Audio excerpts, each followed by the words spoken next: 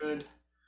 Call to order this meeting of the ER9 Joint Policy Committee at 8:03 a.m. Members in attendance, John Stinson and Chris Parkin. I call to order the Special Region 9 Policy Committee meeting at 8:03 a.m. on April 22nd. Members in attendance are Kathy Thompson, Sarah Lieberger, Cheryl Graziano, and Mike D'Agostino. First item is the approval of minutes for the April 18th, 2022 Policy Committee meeting. I saw on the agenda that was March 18th. I'm pulling it directly off the website, so it may have been revised, and it says April 18th. Okay, I was pulling off of the website what was on the website, and it brought me to March 18th minutes. That's interesting. Under calendar, March 18th. You're right. Those are the minutes that were published. The motion has us approving the April 18th. Okay. I would suggest that we pass if those minutes haven't been published with the agenda. Yeah, it looks like they published the wrong minutes attached to this meeting. Okay. And I would like to call to our attention the incorrect minutes. Sorry, I am trying to pull up Cindy's email here. She had mentioned that a segment of the minutes from 4/1 meeting stated that we'd be starting at 9 a.m. Incorrectly, I had listed the times wrong. So I wanted to amend the times on that, and I can go ahead and do that. So it should say from 8 a.m. to 10 a.m. Are those minutes that we've already approved? They are. So how does that work?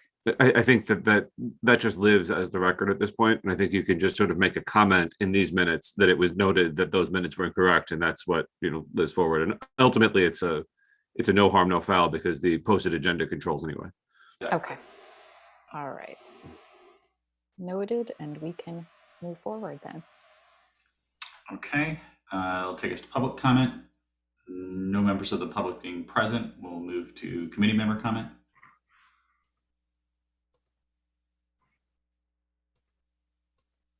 Hearing none, we'll go to discussion and possible action.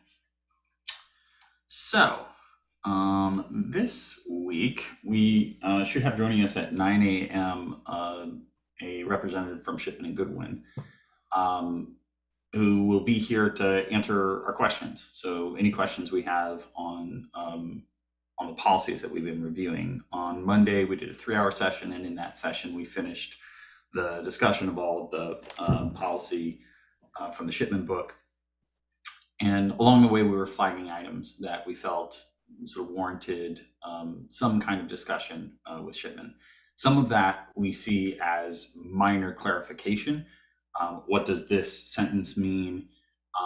We anticipate that clarification is not going to lead to anything but us saying, okay, that's fine, great, but we want that clarification. Some of it is we might actually be asking Shipman to change it or to fix it because we believe it's wrong. Some of it is, hey, this seems like a really complicated issue. Can you give us some advice? Some of it is a really complicated issue, and we think we're going to sort of live with the existing policy and then come back to us when we can dive in, which, in some of these cases we think is going to be maybe a conversation that takes place over a couple of weeks and requires, some more sort of negotiation amongst board members from various boards. Here comes Stephanie. So what we did, we went through and we tagged. Let me just share my screen here. We tagged each of the policies that in the spreadsheet, right? So we've had this spreadsheet we've been using. We knew that we had flagged items, and we allowed for the possibility that there might be something that the Joint Policy Committee might flag that the Region 9 Policy Committee wouldn't flag, or vice versa. That didn't happen to be the case. We were in alignment, throughout the process. And so then we just said, well, why did we flag it? As a just sort of quick way of being able to say, it's either it's complicated and we need advice, or can Shipman fix it, or it's complicated and we'll wait, or the basic question, is this policy? We feel like maybe there could be a really good game show that we create called Is It Policy? And so we sort of tagged each one of these things, and we consolidated them into this PowerPoint or slides presentation. So is it policy? We have 1, 2, 3, 4, 5, 6. Some of these things are, they may not say that they're regulation, but they sure look a lot like regulation. And so we want to get their clarification on that. And some of these things, it actually is tagged as regulation and there's no policy, it's just regulation. So we want to say like, well, is this something we should or need to do? Is it necessary? The fundraising activities and the homework ones, it could be the question of, is it necessary because we don't see any statutory reference?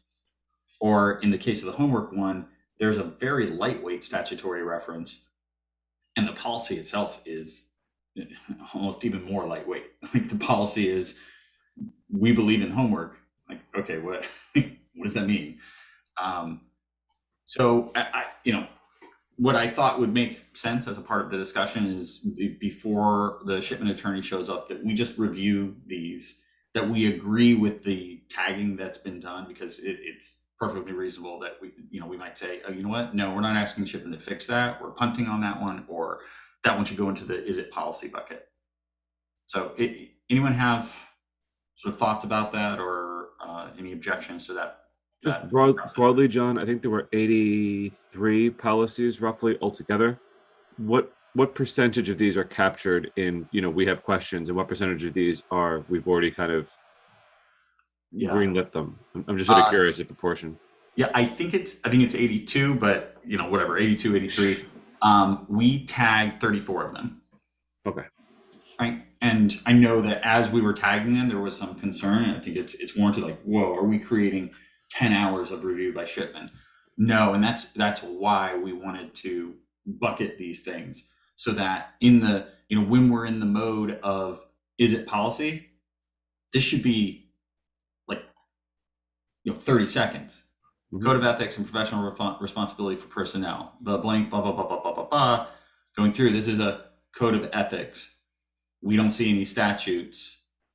Where is this in the realm of policy? And the answer can be, yeah, it's policy. It needs to be there because there actually is a statute that refers to, you have to have blah, blah, blah. Great. Moving on. And what questions have been sent over to shipment at this point that they're sort of? So Dr. McKinnon went through the list with the attorney that will be showing up at 9:00. Okay. And not having our sort of deep dive on this exact, on these, so the collection of these inside the slides, he wasn't able to defend our position, which is some of these are going to be quick. So I think her position is, oh wow, there's a lot here, and this could take longer than an hour. I think the hope is, well, let's start with the easy stuff and sort of get through, let's book some of those wins, and then now let's find out so how complex the complex is. Yeah, the narrower the questions, the more likely you are to be efficient. Yeah. Good. Anybody else have questions or? No. Okay. So, well, John, so is this the presentation that's going to lead the discussion when the attorney logs on at 9? We'll go through this document. Yeah. So whatever edits we want to make right now, and up to and including if we want to say, you know what, let's throw that over the side of the boat, or let's move things. If we say it's complicated, I think this is the place where the majority of the time is. We could probably spend a whole hour on these, but if we say, you know what, this one, and this one, we're fine using existing policy on, and let's just move these to the it's complicated and we plan to wait bucket. So we had noted some policies that our feeling was we would reject those policies. Right. Are those rejected policies here? I think that's these guys. That's these. Yeah. Okay. I feel like there was some that we rejected entirely. Like I'm looking at nepotism is marked reject. Right. I don't see that on this list. I don't think that the nepotism one we also tagged I'm just going through making Right. sure. So I'm sort of to Kathy's point, Tag it. the pure reject aren't on here at all because we've made the decision. We don't even want advice. We're pure rejecting. Yeah, but you can see there's ones that we reject and flagged. Yep. Okay. Right. But this is if reject and flag on sheet. If rejected, no flag, not on sheet. Yeah, limited exceptions to, the controlling factor is it flagged. The limited exceptions to in-person attendance, we said, well, that's a this year policy only. Right. But we don't really need to talk about it. Like, Yep. we're almost through the school year. Like, just reject it and we'll be fine. All right, so any questions, or are we comfortable jumping in and just going through? And I'm happy to let you drive and let the questions pop up as they come. okay. Anybody else? Anyone on the Region 9 side? Do you mind Nope. sharing that presentation too? Oh yeah. Just so we can jump around if it's. It might already be. It is. Okay. But yeah. Oh, I see. April 20th. There we go. Model policy review. John, is it in the subfolder, that policy subfolder? It should you be. set up? Yeah. Okay. It should be. Yep. And I have, just the ones that are flagged, and then in the appendix, the list by series of everyone as well. My intent is to send this presentation to my board at the end of the discussions today, because I want them to start reading through all the policies. And I teed that up at our last board meeting on Tuesday. Cool. My intention is to do the same, and if not today, like this weekend, and get it in front of everyone before our next meeting. Yeah, I made a plea that I need more people to be paying attention to policy, and please. And I got at least head nods in the room. So To the extent that any conclusions are modified as a result of a discussion with Shipman, should we modify this? And that was what we sent to the respective boards? yeah, that would be the. I think we might be editing these things on the fly. Got it. Okay. And honestly, is it policy? Is it necessary? I would hope that we are recategorizing all of those. Okay. They all live in a bucket somewhere, and it's either entirely out of the process or somewhere in the process. Right. Unflagged or rejected. Yeah. Okay. Okay, cool. So we'll start here. We were in Code of Ethics. Anyone disagree? I mean, it's not, it doesn't say that it's policy. It is a part of a series, which is good. We have seen items that don't say they're policy and they're not part of a series. Anyone disagree with this being tagged as, is it policy? No, if I recall correctly, there was a legal reference to some kind of statute or regulation that was basically a teacher code. Yeah, regulation that this was basically Right. verbatim.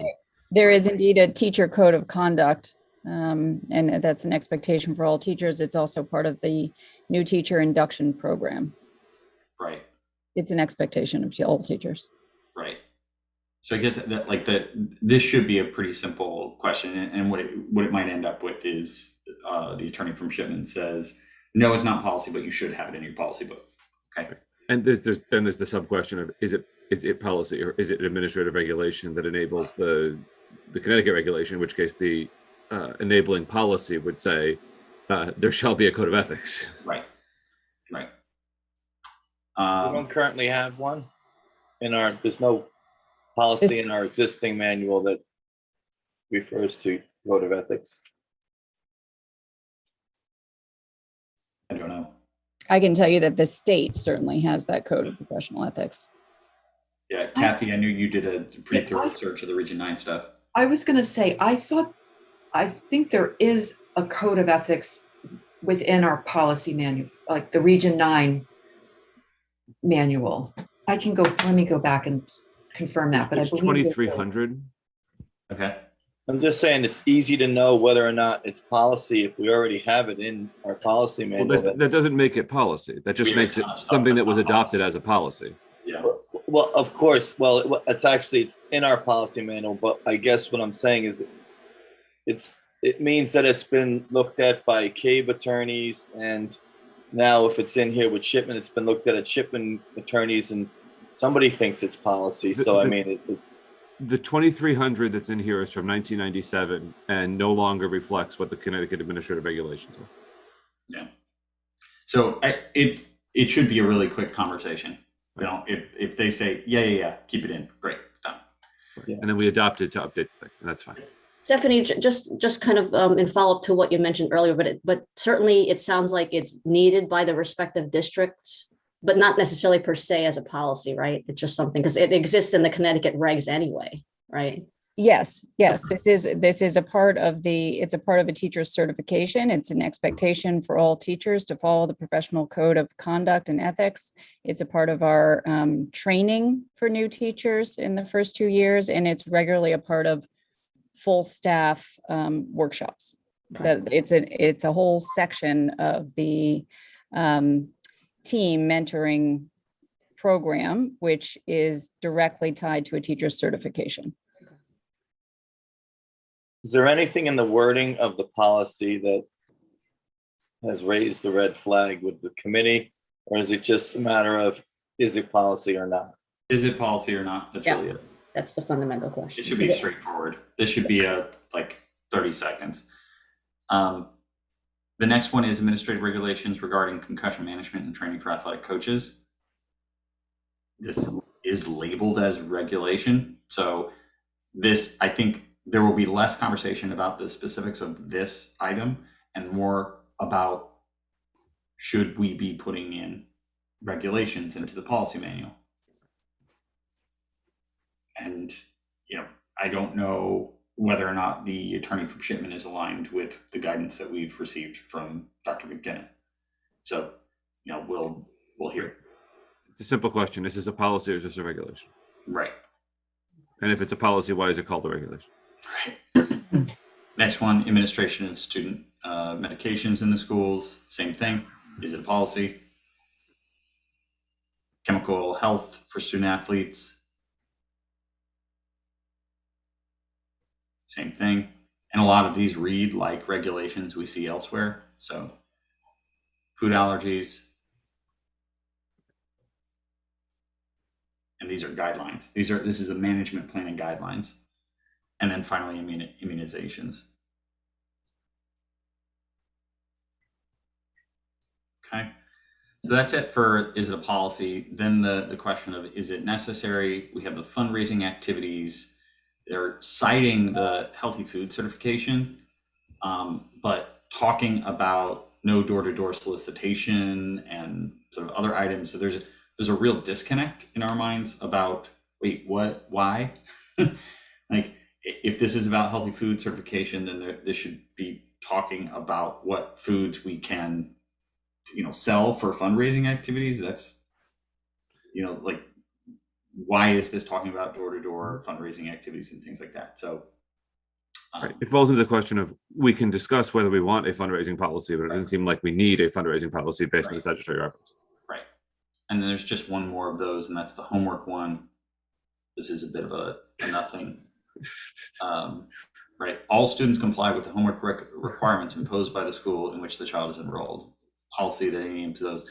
If you actually go and read the statute, this is not really doing anything. So somebody wrote this in 1999. Yeah. So we'll see. We'll see if they defend that. They say, no, this is really important because of X. Great, done. Takes us to, we would approve it, but we'd ask Shipman to make some corrections. So here they're specifically talking about the guidance department, which isn't a thing. The official title of the department is the counseling department. That being the case, I think we're either just looking for, their permission to amend, or I thought is that really the only question on this one? No, I think there may be more. We got to scroll down. Yeah. Right. And then down it's here, the address question question about email addresses versus physical addresses. Now on this one, Dr. McKinnon specifically dove in on this one as an example of some of the sort of easy ones. I'm a little bit concerned because it sounded like there was a somewhat defensive response on the part of the Shipman attorney, which is, we sit down and there's a panel of attorneys and every one of these is very carefully reviewed. And I think that is evident in many of these policies. But it is also clear that at least some of these, there are just mistakes. And it's not thousands, right? It's a handful of mistakes. This I wouldn't categorize as that, right? That's not what this is. So I want to make sure that we're engaged in a healthy dialogue with the shipment attorney. If it turns to a sort of defensive response on some of these, I don't want to just say, okay, well, how about this mistake? I just want to say, we know, but mistakes can still happen. And so we just want to make sure that we're being thorough. And this is one where address was coming right out of the statute. And the question is whether we can add that additional clarifying language from their perspective. Right. Yeah. Is there any damage? I think Kathy's point was really well made. It's like people use email these days. Is there any reason why we wouldn't be able to do that? And include that, or very specifically say physical address. So it's not. I think it would be saying physical address and excluding email address as a result. Right. Okay, that takes us to the drug and alcohol use.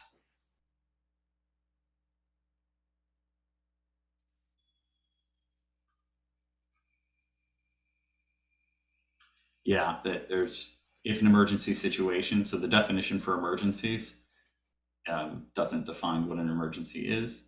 So that might be helpful. Professional employee, a term not defined here.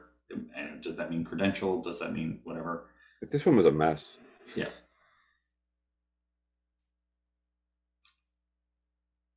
I think this one is take a look, tell us whether or not you think it needs. And I actually also think that if the answer is it's not perfect, I admit this could use some work, but it's good enough for now. I think that could be a reasonable. I'm not sure that one was good enough for now. There were a lot of language problems in that one. Yeah. Here, Kathy found a typo. So that should be a relatively uneventful trip on that one. Speaking of trips, field trips.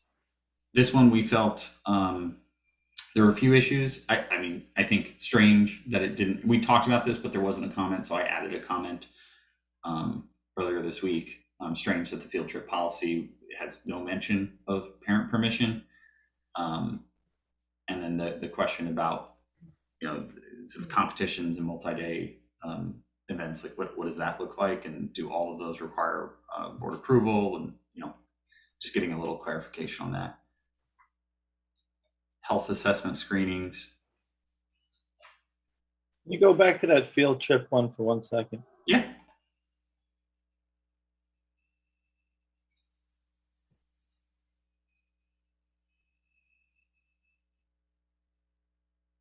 So I'm not an attorney, but the board will not be responsible for any field trip that's not approved in accordance with the procedures set forth in the policy.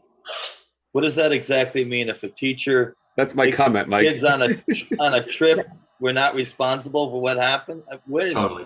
Yeah, Mike, we didn't like this one. This was on our, why is this written this way? Yeah, if you don't follow the rules and the student goes missing and doesn't come back, not our fault. Yeah, and there's no statutory reference. So what is this? What is this? Right. I mean, just change it to say that all field trips will be approved in accordance with the procedure set forth or whatever. Right. And move on. That's right. Okay. So I thought maybe I read it wrong when I was. No. No, you didn't. But it's like overwhelmingly the policies from shipment are good. They're definitely better than the ones that we were looking at from CABE. And this has been a faster process because of that. There's a handful of, we're seeing them cataloged here where it's like, that one's not great. Right. So Mike, you're not going to see all of the great policy because we've already removed it and just said, they're fine. We don't even need to discuss them, right? You're just going to see the ones that were kind of like, we're at the grocery store and all that's left is why the did they brown word banana. it like this? And the things that we had little like sticky points that may be nothing, but some of them are something like this. So Yeah, I did a quick read of most of them, but I didn't do a deep dive in all of them, so I didn't see that. health assessment screenings. This is we saw this woven in, and we're guessing, our sort of detective work says we think there were 3, 4, 5 different authors of these various policies, and you start to see a sort of editorial voice that's consistent in some of these, and you also see sort of either misuse or confusing use of the board versus the superintendent versus the district, and sort of switching these things around. So here we just want to know, wait, do you mean the board or do you mean the superintendent? Same thing further down. This is a question for our administration in this place, in this spot where we have brackets. It usually is meaning, hey, you need to make a decision. And my question is, from the administration's point of view, what's our current practice, and would we need to change it based on this? So the question is, what's the governing authority? Is it the board or is it the superintendent? Is that what you're? No, it's in the context of specific policies. Sometimes it says the board shall Right. fill out paperwork, ensure that, monitor this, do whatever, where it's a purely operational thing. And sometimes they mean the board to mean the district. Sometimes they mean the board to mean the superintendent or designee. Sometimes they mean the board to mean the board. But there's a misapplication of those terms across policies that creates confusion if you read them together. Right. Well, I guess, but there's a lot of incidents with that happens where it's like the board shall do this, the board shall do that, and really They mean the super. the other policies say the board designates all those tasks to the employees. Right. I think it's more just who's the ultimate authority. The board says to do this. Well, or the it superintendent depends, does. because the board shall adopt a budget is a purely board obligation. The board shall ensure that only green products are used is really an operational issue that we're directing administration to do. So it's a matter of making sure that there's some consistency across the board, and that's a tricky issue when you're trying to manage 85 policies. Right. Also on this, we had a question about this part. So the grade 6, 7, and grade 9, 10 assessments shall include tests for tuberculosis, sickle cell, school medical advisors, local health department. The board determines such tests are necessary. It's like, okay, how's that work? So, and then another typo. I think we found, and by we I mean Kathy, was very good about finding those typos, and I think we found like 5, right? Maybe as many as 10. Did we convert it from a PDF to Word or something? Because a lot of times that makes typos that just pop up. No, these are actually all Word, right? So we went from Word to this, but that doesn't cause those kinds of things like a PDF conversion will. Shipman probably did that at some time, went from PDF to Word and back to PDF, because I noticed when you send them stuff, they do everything in Word and then they convert it to PDF, and then when they make alterations, they switch it back to Word. So questions about, hey, should this be CVS or CVS? Should this be that's funny. Should this be nurse? So then we go to our next bucket.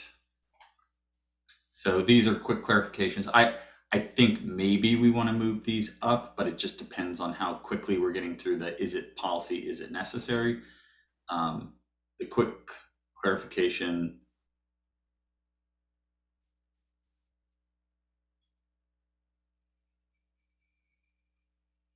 Geographical bounds. What does that mean? We think we know what it means, but we want to make sure that they tell us what it means.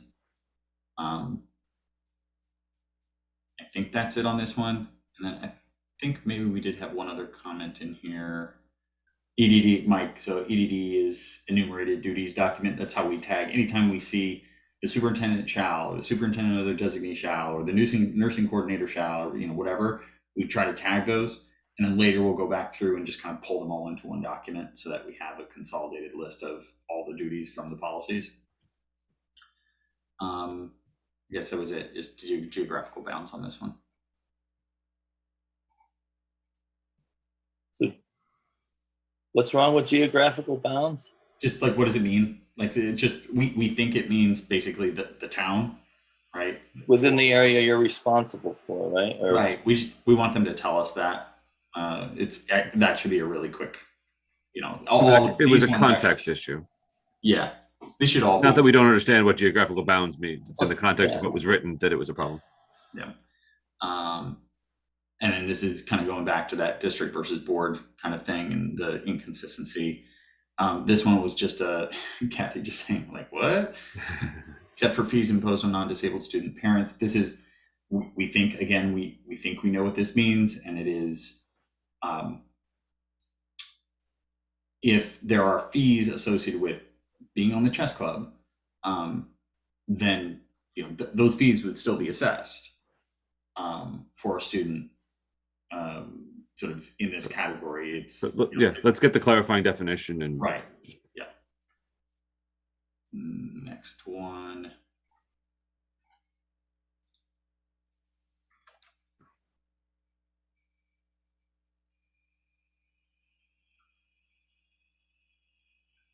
This is just we noticed that the difference is that this is a question about what misconduct leads to suspension or expulsion, and whether this is supposed to be examples or an inclusive list.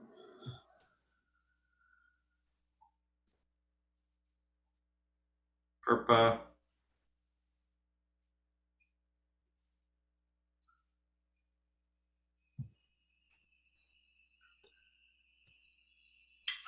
That one's a really lightweight one. I think we already know the answer to that one. These sections are not applicable because we do not have law enforcement units.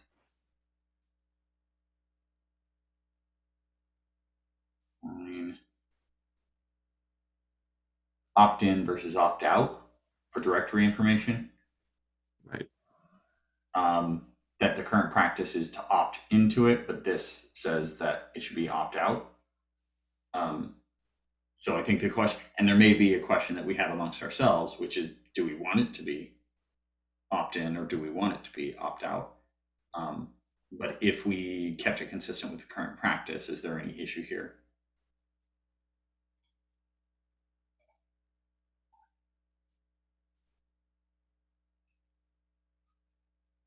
This is the contiguous question, right? Yeah. Right. The word use was a little like, huh? Wait, what do you mean by that? Are you saying we're responsible now for Trumbull? Only you are. Right, in Easton. It doesn't make sense. So we just want to get a little bit of clarification about what the use of the word means here and how we should interpret it, and or whether it should be removed from this, switched out with another.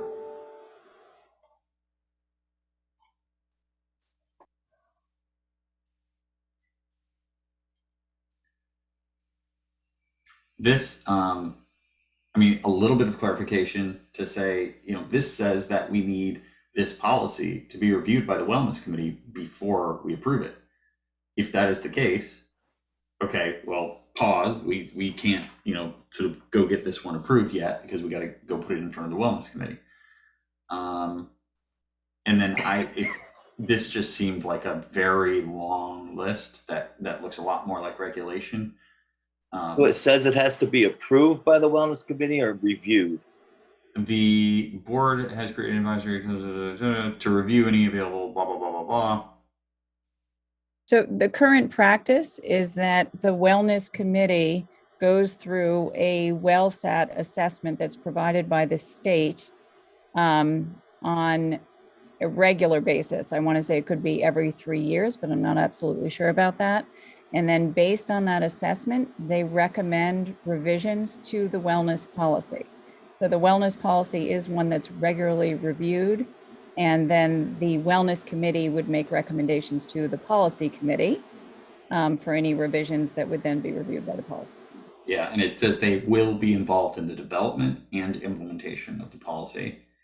And then further Sorry. Yeah, I mean, they sort of are, right? Because they do review it, and then a part of their work includes the review of the survey that we conduct and the well stat assessment. And so they're monitoring that committee, that tri-district committee monitors the implementation of the policy. Right, but they haven't been involved in looking at this policy because this is Right, brand new. yes, exactly. So if we were going to do something with this policy, well, then we need to loop them in. Maybe this one is one that we move to it's complicated and we're holding because we currently have a policy that has been reviewed and has been, sort of gone through that process appropriately. So maybe we move this. Another problem that we had with this is that there's very specific goals and guidelines here that go on and on. And I think especially as a part of a policy that's going to be updated regularly, it would benefit us to sort of more generalize that if that's allowed. But maybe that's all moot because we say, we have a policy. It is complex because of the sort of coordination and collaboration that needs to take place with the Wellness Committee. And therefore, we move this one from a, hey, quick question to this is actually complicated and we're going to wait. Is there a state template that was We don't given know. to districts that all that stuff aligns with? Shipman might be able to tell us whether this was pulled from a state template. Because I'm sure they didn't write all that stuff. They must have got it from somewhere. Yeah, that's probably right. It's probably, and could even be right in the statute. I don't know. Yeah, most of the language in most of these is verbatim from various statutes and regulations. Right, which is good. And where it's not, we have issues like the homework policy where we sort of shrug and say, what is this? What do we think? Yeah. I was just going to say, so in this wellness policy, for example, it says advisory council. We have a wellness committee. So so we would adapt this policy to reflect wellness committee Right. in lieu of advisory council. But is that the kind of thing that Shipman has to approve? Or can we just make that change? I can't imagine it is. No, I think that's well in balance. I think I like the idea of us giving them a heads up, and I think that's the intent of some of the minor changes that we flagged. But I also think I'm more convinced after this conversation and the additional context from Stephanie that we probably should move this to we're not going to do anything with this right now. Because it would slow the approval process of the policy unnecessarily. We already have a policy that has been reviewed properly. Let's just add this to the list of things that will be in our policy pipeline when we get to quarterly meetings. Right. And I don't know when their next meeting is. So between now and June. then, right? Oh, June. I believe it's in June. Okay. Right. So yeah, would we want to wait till then? I mean, Yeah, I but think we probably want to. I don't know, something seems conflicting if there's a policy that says that the policy has to be reviewed by another body before it's actually a policy. I bet it's statute. I highly doubt that. So I think you could probably still put the policy. I guess the main question for me would be, are there discrepancies between the proposed policy and the existing policy that make it something that you need to wait on? Well, it's definitely different, right? It's not going to be verbatim the existing one, even if it's one word different, then it hasn't been reviewed by the Wellness Committee. It's a new, different policy. So I get it. Yeah. I'm just Next saying this. wellness committee meeting is actually May 12th, not in June. So we might actually be able to get this to the Wellness Committee. So maybe that's the plan. Right. So what they would need to do is they would need to consider how this recommended policy from Shipman compares to their last recommended revision based on the assessment of the implementation. And if it all syncs, then my hunch is they would move it forward. But it appears to be quite different than our current policy. Yeah. And I would bet that either Sarah or I should be at that meeting to present it, or maybe both of us. I just did a search of the Easton, Reading, and Region 9 websites. Did I miss? And I just did a search of wellness. It looks like only Region 9 has a policy. Is that? I feel like that's maybe I'm missing something. Is that? What's the accurate? number, Cheryl? Region 9's is 6142. There's two. 6142-101A, and school nutrition and physical activity. So it's. Yeah, we have Seems like there's a we little have bit different 6142 coverage. we have 6142-101 school nutrition, Okay. So it and it looks like includes there's a. student wellness in parentheses. It's just indexed differently. Oh, okay. So that looks like there's conformity need anyway. From 2006, last revised 2015. Region 9's is. Date is. Last approved January 2, 2020. And there are two of them. John, I couldn't find Easton's, but I'm sure I just missed it. We have one that's in here as R, so the regulation is posted too. Right. And it's a 20, it has revision dates of 2012, 2014, 2015, 2017, 2019. Yeah, there are multiple revision dates on the Region 9 one too. But for what it's worth, the regulation that's posted, I think skimming it looks an awfully lot like the shipment policy. So there's going to be some discussion about what's in what bucket on this. That was my point about the regulation versus policy side of these. Okay, so it sounds like we actually have a possible path to getting this reviewed by the Wellness Committee, which we can try. And then, when it comes to doing second reading of this stuff and actually sort of approving, it's maybe this one goes on the list of, sort of waiting, depending on how well the process works with wellness.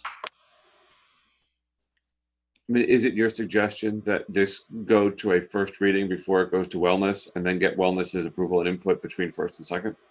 I think based on what we see as the reasonable process of first reading, I am finding widely sort of varying guidance on what that looks like, what a first reading and a second reading really means, the degree to which content can change between first and second reading. I'm finding, guidance that says, yeah, it's totally fine. That's the whole point, is that you're getting that. And others that say, oh, no, it has to be exactly the same between first and second. Then you go back to a first if you're making changes. And Right, but it's I don't find it anywhere in Robert's rules. I don't find it anywhere in statute. It seems as though it is a function of the practice of the organization that determines. And our bylaws that require two readings and what that means. Right, and in the Easton bylaws, it is not spelled out. I don't know if it's spelled out clearly elsewhere, but so that all goes to what I could imagine a process is that the Easton board is doing a first reading as a part of our May meeting. As I said, I plan to distribute these before that, so people actually have an opportunity to dig in. Our first reading looks like, here's a PowerPoint presentation that shows all of the 83 or 82 policies. They cover topics, sort of administration,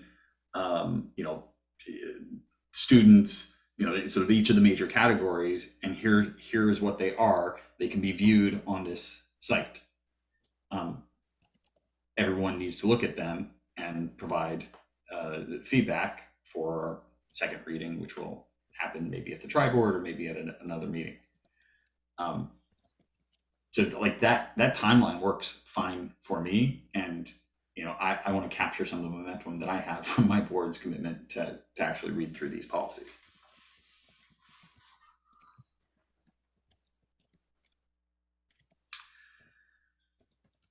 Okay, so I think this one's a little bit thornier just because of the coordination necessary with wellness, but I think we can keep it in the quick clarification for now. Curricular exemptions.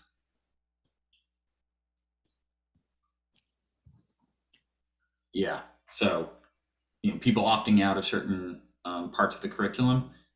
This policy says do it in the first 2 weeks of school, but we don't necessarily have it published to parents what is going to be covered when that their seventh grader or that their ninth grader or that their fifth grader is going to be seeing something at one point. So I think we need a little bit of clarification there, or we need to change our policies or our practices in the districts to send something out to say, here are all the things that you can opt out of, in time for that 2-week period to be meaningful. So I would be very interested in the attorney's point of view on that one. I have discussed this topic specifically with our board attorney, and my understanding is that except for the statutory exemptions where we send notification to parents to let them know that a particular lesson is coming up and that they may opt their child out of instruction. If a parent is opting out for other reasons that are allowed by policy, then the burden falls on the parent to inform us, not the other way around, as it is with, for instance, a puberty lesson in 4th grade, or the HIV/AIDS education, or the sexual assault prevention.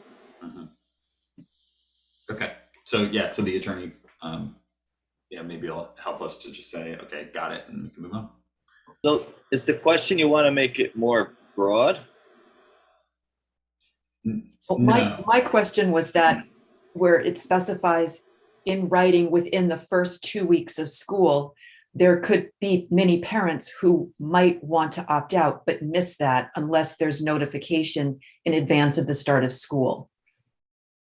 Right. This is your window. Yeah. Yeah, so you want to make it so that parents can do it after the first 2 weeks of school? No, it's making sure parents are aware that this is the window in which to opt out. And if there's no notification, it's oops, you weren't aware of this line of this policy, so you're out of luck. And the question is whether we should be doing that or not. Right, but if you don't have something in there, then a parent can write a note the day before the lesson and say, my kid's out of this one. Right. But right now it says you have to do it in the first 2 weeks of school, but nobody knows you have to do it in the first 2 weeks of school. So when you say the lesson is next week, I want to opt out of this lesson next week, you can point to the policy and say you're too late. So if it was in the student handbook, it would be okay, or we have to send a special notice to everyone? That's part of the question. Yeah, and maybe that's the best practice is, as a part of either student handbook or sort of parent orientation kind of thing, that we just say, hey, we know there are certain subjects, but we should get into it with the attorney and figure out what the guidance is.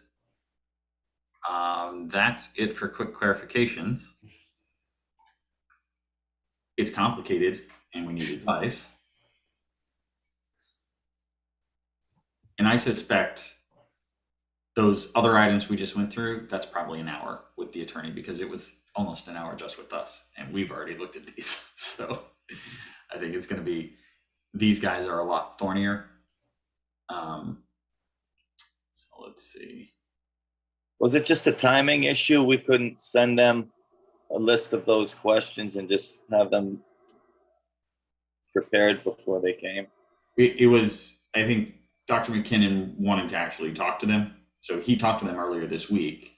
I don't know that they went through all of these, but what it may be is looking at the items we just went through and then sending all that's left is this one and the ones we're not planning on doing, which I don't think that we really need their advice. We plan to wait because we have policy on this already, or we just approved policy on this. So, we know that what we've done right now is compliant with the law, and it can sit over here. And that slide also has a lot of thorny issues that require sort of the boards to come around on a plan for different things. There's a lot of discretion on that slide. Right. And John, this wasn't the student privacy policy on the complicated, we plan to wait, or did we just? I'm wondering if, no, student privacy, we have. Oh, I see. It's on the 60 slides. I see. Yes. Yeah. And maybe the advice is just kick it to the other bucket. Wait. Okay. I didn't see the previous slide on this one. So the slide that has the policies that we're considering waiting on. Yep. How many policies are on in that list? 3, About 7. there's just 7. There's not any so we're talking about 7 out of 82. Yep. So then the list would be, these would be the 7 we would retain, and we would repeal the others and adopt the, the 82, right? Right. Assuming so it would be 75, and assuming that no other policies move into the we plan to wait. Also, assuming that these guys on the is it necessary and is it policy, these could be subtractions from the overall list as well. So it's possible that every one of these is it policies, they're like, oh yeah, those aren't policy, you don't need to have those in the policy. Great. Okay, minus 1, 2, 3, 4, 5, 6, minus 1, 2 more. So 75 could go down to 68, 69, and then we would never come back to those if they're not necessary, and we just have to work through the complicated ones in the future. Right. I guess my point is that we're not even going to address it's the complicated and we plan to wait ones today. Right. That's correct. We just want to see if we can get the other ones clarified. Yep. So that we have a list of ones we're retaining and all the ones we're adopting, right? Yep. It'll probably be plus or minus 70 policies. Yeah, that's right. I mean, overwhelming majority of the policies from the book, which is really good news. I just thought of something, and perhaps we discussed this before, but I forgot where we landed. So let's just assume with the 70 plus, we're going to advance to the respective boards for 2 readings, and they approve it. Now, does that automatically, maybe this is a question for Shipman, does that automatically repeal the comparable policies as they exist for each district? Or do we have essentially duplicate policies that we have to then move? I think we have to be very careful about how we do it. It'd be a part of the motion. We'd have to draft an artful motion. Yeah, okay. Because we're not going to be able to do all of them because we have these other issues, there's going to be the following draft policies are adopted, the following are repealed, and you might even put for clarity, the following are maintained, just so there's no confusion. Yeah. So then I would assume then the work of that mapping, if you will, would have to go back to our policy committees respectively, then to make that, to advance that motion to each board. Well, right? I think what we would probably say, the mapping, I don't think is of the entire policy book. We've talked about the complexity and mess. Yeah. But I think it's the ones we plan to wait, essentially retain. Yep. We need to map these policies, and if something else jumps into this bucket too, then fine. It's not 7, it's 8, it's 9. Fine. These policies need to be mapped to existing, and we say the existing policies listed here will remain. Everything. All other policy is abolished. Everything else is repealed. Right. Yeah. Just repeal everything with the exception of, and you name the Blah, seven. blah, blah. Exactly. Okay. And I believe that was Dr. McKinnon's example memo That's right. from his previous district. I think he had outlined that process in that memo. Is that? Yes. So we have that template to work with. Yeah, that's exactly right. Yeah, and I think we're all very fortunate that we happened to bring on a superintendent who just did this. So that helps a lot. Okay. Good. Anything else before? I think we have just a few minutes before the Shipman attorney joins us. I wouldn't mind getting some more water. Good. Stop my share, and I'm gonna get some water. I'll be right back. Grab water too.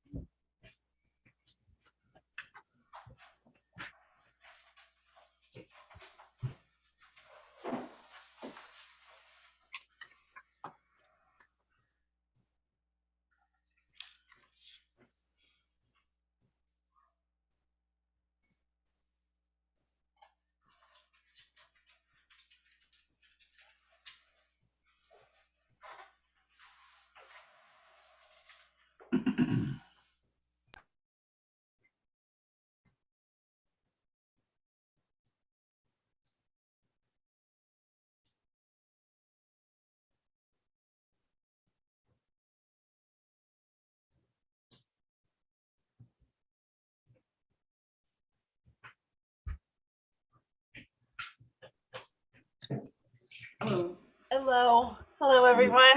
Hello. How are You're all you? just good. How are you? I'm well, thank you. Good. You guys you started early, didn't you? Started at 8 and had a pre-huddle, just walked through all the work and ready to hit the ground running. I Yeah. think people are just going and getting a freshen up on their coffee and whatnot. Okay, that sounds good. Yeah, I saw the, I didn't look through the whole thing. Jason shared it with me yesterday afternoon, but I see the document you're working off of. I can see you're putting a lot of work in. Just want to do it right. Yeah. Try to make sure we get it right. Especially if it's going to be 30 years before we come back to it. Let's hope that's not the case. There might be some intermittent updates in there. That would be nice. A quarterly check-in would be good. That's right. I look forward to you serving on your 14th term in office at that point, John. Oh, okay. Let's dive in. Thanks so much for joining us. I'm going to do a screen share. So I think Dr. McKenna mentioned that he had shared the spreadsheet with you. He did yesterday. I have not gotten a chance to look through the entire thing yet. So, but I did take a look. And I'll just say hello, everybody. I'm Dory Antonetti. I'm an attorney with Shipman and Goodwin. I work with the model policy team and lots of other things with the school law. But it's nice to meet you all. I'm here to answer any questions you might have and kind of give a little bit of an overview to the extent it might be helpful. So sorry to interrupt. I just wanted to, thank you. for people who know who this space was. Very much appreciated. Yeah. So you have representatives we have two committees meeting right now. Okay. There's a joint policy committee, Eastern Reading Region 9 policy committee that had been meeting for a couple of years. Region 9 also sort of reinvigorated their own policy committee, and we've been collaborating so that we, as much as possible, can provide our administrators with a single policy manual. Okay. It is not an absolute requirement that they all sort of match perfectly, but it sure would be nice if it would. And so we've been, putting in a little extra energy to make sure that can be the case where possible. We managed the process through a similar process to which Dr. McKinney had used in his previous district, which was essentially saying, hey, look at all the the policy that's part of the Shipman book and evaluate it for, do you want to use it? Do you want to reject it? Do you want to revise it? And sort of along the way saying, flag those things that are complicated, that you may want to hold back because it requires a lot of sort of deep debate, but try to get a sort of a large body of policy sort of over the finish line. And I think that's where we landed, which is promising. We'll find out now, I think. Okay. Of the 82 policies in the book, we tagged 34, which sounds daunting. And it sounds like 10 hours worth of review. However, we tagged them for various reasons. And in some cases, it's a really simple question. And that question is it policy, or is it necessary, or just a quick clarification? Like, what does this term mean? What does this word mean? Okay. So what we're hoping is right now that we can get through as much of this as possible. We recognize that there's a sort of body of like 5 policies where we say, we think we would approve this, but we might want Shipman to either okay a change that we make, or maybe it makes sense as a more global change as a part of the Shipman policy work down the road. And then there's a really thorny group of items that we say, it's complicated, we think we would approve it, but we need some advice. So we thought we would start with the easy stuff and see if we can get through, see how easy the easy stuff is. Right. And do you feel like you have a good understanding? Because Dr. McKinnon has said that it might be good to kind of explain how we create the model policies, because as background, that might answer some questions maybe that haven't even been identified in the documents. And I'll be truthful with you, I did receive the document yesterday, but I haven't gone through all the questions. I did take a review. But just so you know, and I can send this to you too, I don't know if you already have it. But for our model policies, I know that some boards have had a concern, like we have this many policies, and if we go with the model policy service, we now have this many policies, and why? And just so that you all know, the model policies that we write are policies that are either required by law, like a federal or a state statute says, you have to have a policy on this topic. Okay, so those are the ones required by law. All of those, we have a policy on everything that's required by law. And just to flag for you, there's 4 new ones that are going to be required as of July 1st. We're currently writing those, and those will be distributed to the model policy clients. Okay, when they're ready. That's great. And we do plan to get together regularly to take those updates and review and yep. put them in the process. And you'll get blasts and things like that. Yep. The other type of policy we have are ones that are strongly recommended for best practices. For example, employee use of computer systems, right? So employees know that when they use a computer that's provided by the district, that it's subject to monitoring, and that apply to that. So all of that being said, when a policy is required by law, we track the language of the statute or the regulation as closely as we can in the policy, because for a number of reasons. One, we want to make sure that districts know what their legal obligations are, and we don't want to put more obligation on a district than is required by law, right? You can always go above and beyond, but you don't want to write something into your policy that's not required and then set a higher standard. Right. Than create additional obligations for the district that actually bring liability. Right, exactly. And you also want to make sure that there's no conflict, right? Like, well, we like this term better, but if there's a conflict with a term in the law, then you might have an issue, right? We have to follow the law and the policy. So what do we do if there's some kind of distinction or qualification or difference between the two? Dr. McKinnon did a pretty thorough job of explaining that at the beginning of the process, and made the case strongly against wordsmithing, which I think we came to enjoy, like came to appreciate. Because that is a nightmare and takes years if you're going to go about it that way. And just a little bit of like looking behind the curtain. There's a team of us who work on these policies, and we, debate like this is what has to be in there. This is what doesn't have to be in there. Something like, for example, the FMLA. Right. If you had an FMLA that fully covered all of the law and all of the regulations, your FMLA policy would be this long. So, there is a lot of kind of thought into that wordsmithing and selection that goes into creating the policies to begin with. Yeah. And the one thing that you touched on before is that because you're 3 separate boards of ed, you'll have to publish on each of your websites your policies. But to your point, to the extent that they can match because of the administrative issues involved, that would be right. And especially because while it's not true that an Easton student would be attending Reading elementary or middle schools, they would be attending Joe Barlow. So there's a really nice. Think about a parent who very likely has a high school and a middle school age kid, right. And for them to be able to clearly, sort of quickly and easily navigate amongst terminology and sort of policy that's consistent is beneficial to the residents of our 2 towns. Right. One kind of background question is, what is your maybe anticipated or hopeful timeline for adopting these policies? Today. We want to have it all done today. Yeah, we hope to put these in front of our boards as soon as possible in a first reading, and if possible, I would love. This is just my own point of view. I'm also the chair of the Easton board. I would like to bring my board the first reading in our meeting that's in early May, and then we have a May tri-board where all 3 boards will be meeting together. I think that's May 24th. It would be amazing if we could all land there in second reading. Okay.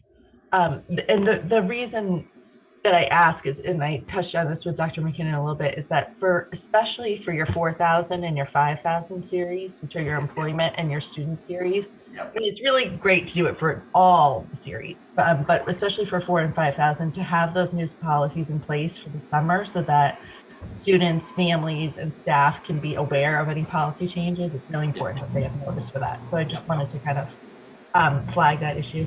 And I think you can let me know if I'm wrong, but I don't think I saw the 9,000 series on the chart. Bylaws, The bylaws. we keep with each board individually to work with. Okay. And some of us have actually recently done our bylaws, and so it's complicated there. Okay. All right. So that I just wanted to clarify that. We've kept that out of the discussion for the last several months. Okay. So so I gather from what you were saying that you'd like to go through the questions today, and then I can. Maybe what I will do is I'll make a list of ones that I can and can't answer on the fly. And then we can go from there. Another just kind of broad general thing that I wanted to bring up was, and I saw a couple preliminary questions like, well, do we need this policy at the high school, or do we need this policy at the elementary school if it applies to secondary schools and things like that? One kind of background information I'll give you is that federal law that addresses secondary school leaves to states the responsibility for defining what a secondary school is, and Connecticut state law does not define secondary school. Yeah. And so whether that includes like 6, 7, 8 or not is, can sometimes be up to interpretation. So I just wanted to give you that background. And then things like, for example, chemical health for student athletes, like those policies, that's required by CIAC. Right. So sometimes there are middle schools that have interscholastic programs that are governed by CIAC. So it wouldn't be a solely high school policy. So that was kind of another just background. And our attitude about that principle sort of over time became, unless there's harm, like if the Easton district is purely K through 8 or pre-K through 8, and there is a policy that says a high school student, blah, blah, blah, unless there's harm in us having that policy, who cares? Like, we have that policy. It's not a big deal. Right. And it actually benefits that the parent who may have a, inter-district student. Right. So we think we have some easy ones. Okay, we'll see. We'll see. So first, and maybe this actually attaches to the conversation we're having right now around sort of core principles. When we think about policy versus some of these regulations or management plans, or codes of conduct, or to what extent does Shipman say, oh, that should all go in, right? Should regulations be showing up? And so if we'll come back to the code of ethics one, but the concussion training, for instance, administrative regulations, there's nothing, is this policy? So that was one of the reasons why I asked you about your bylaws. Administrative regulations are to be adopted by the administration, right? And they can be revised, they can be removed, rejected, adopted by the administration without a board vote. Now, under our model policies, our bylaws, that's why I was asking if you have our bylaws. So, and I would have to look at each of your individual bylaws to see how you treat it.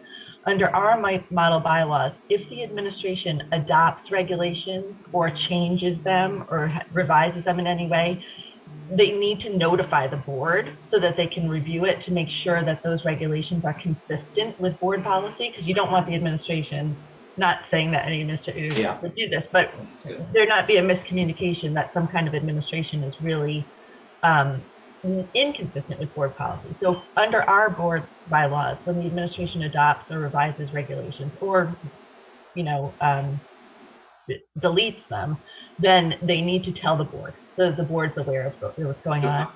And I can look at you guys can look at each of your bylaws to see what each of your boards requires for administrative regulations. It's been our process to delegate to the administration everything to do with regulation and to focus this process on policy.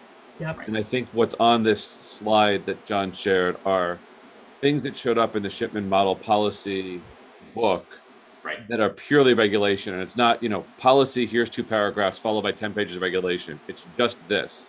Yeah. And clarifying from your perspective whether this is intended to be a policy or intended to be a regulation, so we can put it in one of those 2 buckets. Correct. So if it says administrative regulation, it is intended to be a regulation, but a lot of districts still post them in their policy books or post them online because that's the best way to give notice to students and families and staff about what those regulations are. It's our intention to keep doing that and to post those regulations once we get through that. But from this committee's perspective, we want to make sure we're focusing on just things that are policies and not regulations masquerading as policy. Yep. So- Understood. So the regulations, anything that's an administrative regulation doesn't require a board vote. Okay. All right. So Okay. we'll hit this one as not policy then. And then just sort of broadening the question, what about a code of conduct? Yeah.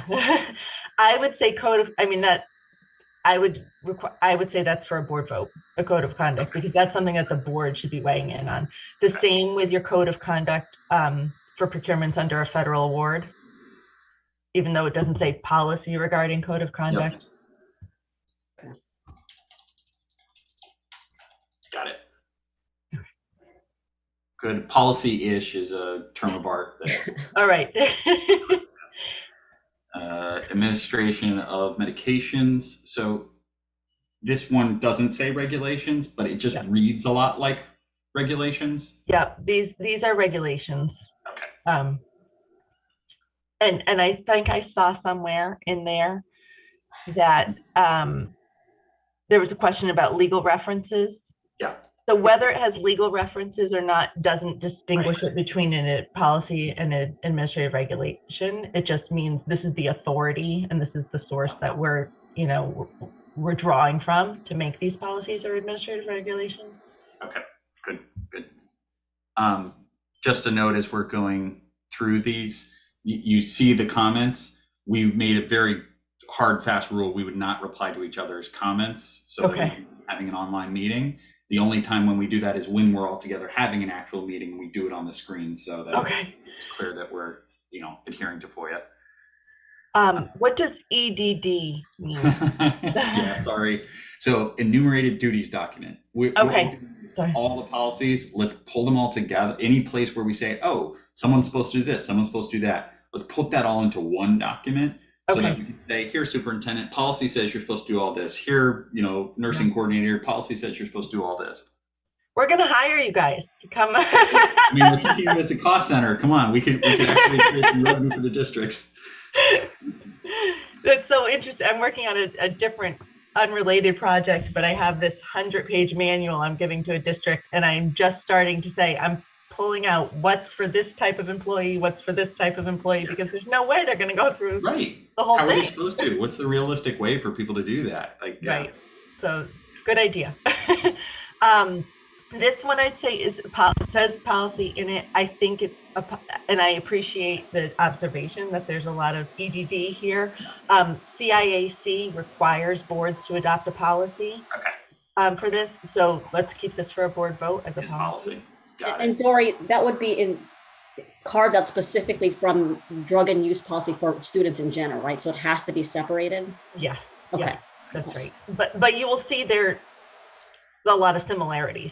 Yeah.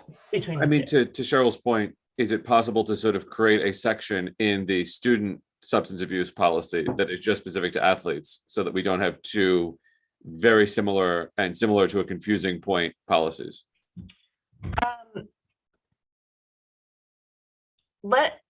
Can I get back to you on that one? And let me just read. I want to go back to the CIAC bylaws and see particular. I know that CIAC requires this. I can't recall if they require a separate standalone policy. And so before I answer that, I'd want to make sure I know the answer to that question. So I'm going to note that one and get back to you on that one. And some of this is not a lot of this, but in this case, this is an example where we think, it would probably serve everybody. If it was possible to consolidate these policies, and a part of it is not giving this sense that it's like, okay, here's the rules for athletes, and here's the rules for everyone else. It's like, here's the rules. there may be specific additional requirements for athletes or something like that, but we don't want to further any perception that athletes somehow have a special set of more lenient rules or anything like that. If anything, they would be probably more strict, actually. Right. Yeah, because Exactly. it's a voluntary extracurricular activity, and you could make additional requirements. Right. But Yeah. I appreciate the observation and kind of the connotation, right? Yeah. Food allergies. Management planning guidelines. Yes. This we typically have boards vote on this because it's such a there's a lot of liability. It kind of deserves the imprimatur of a board vote, I would say. Good. Okay.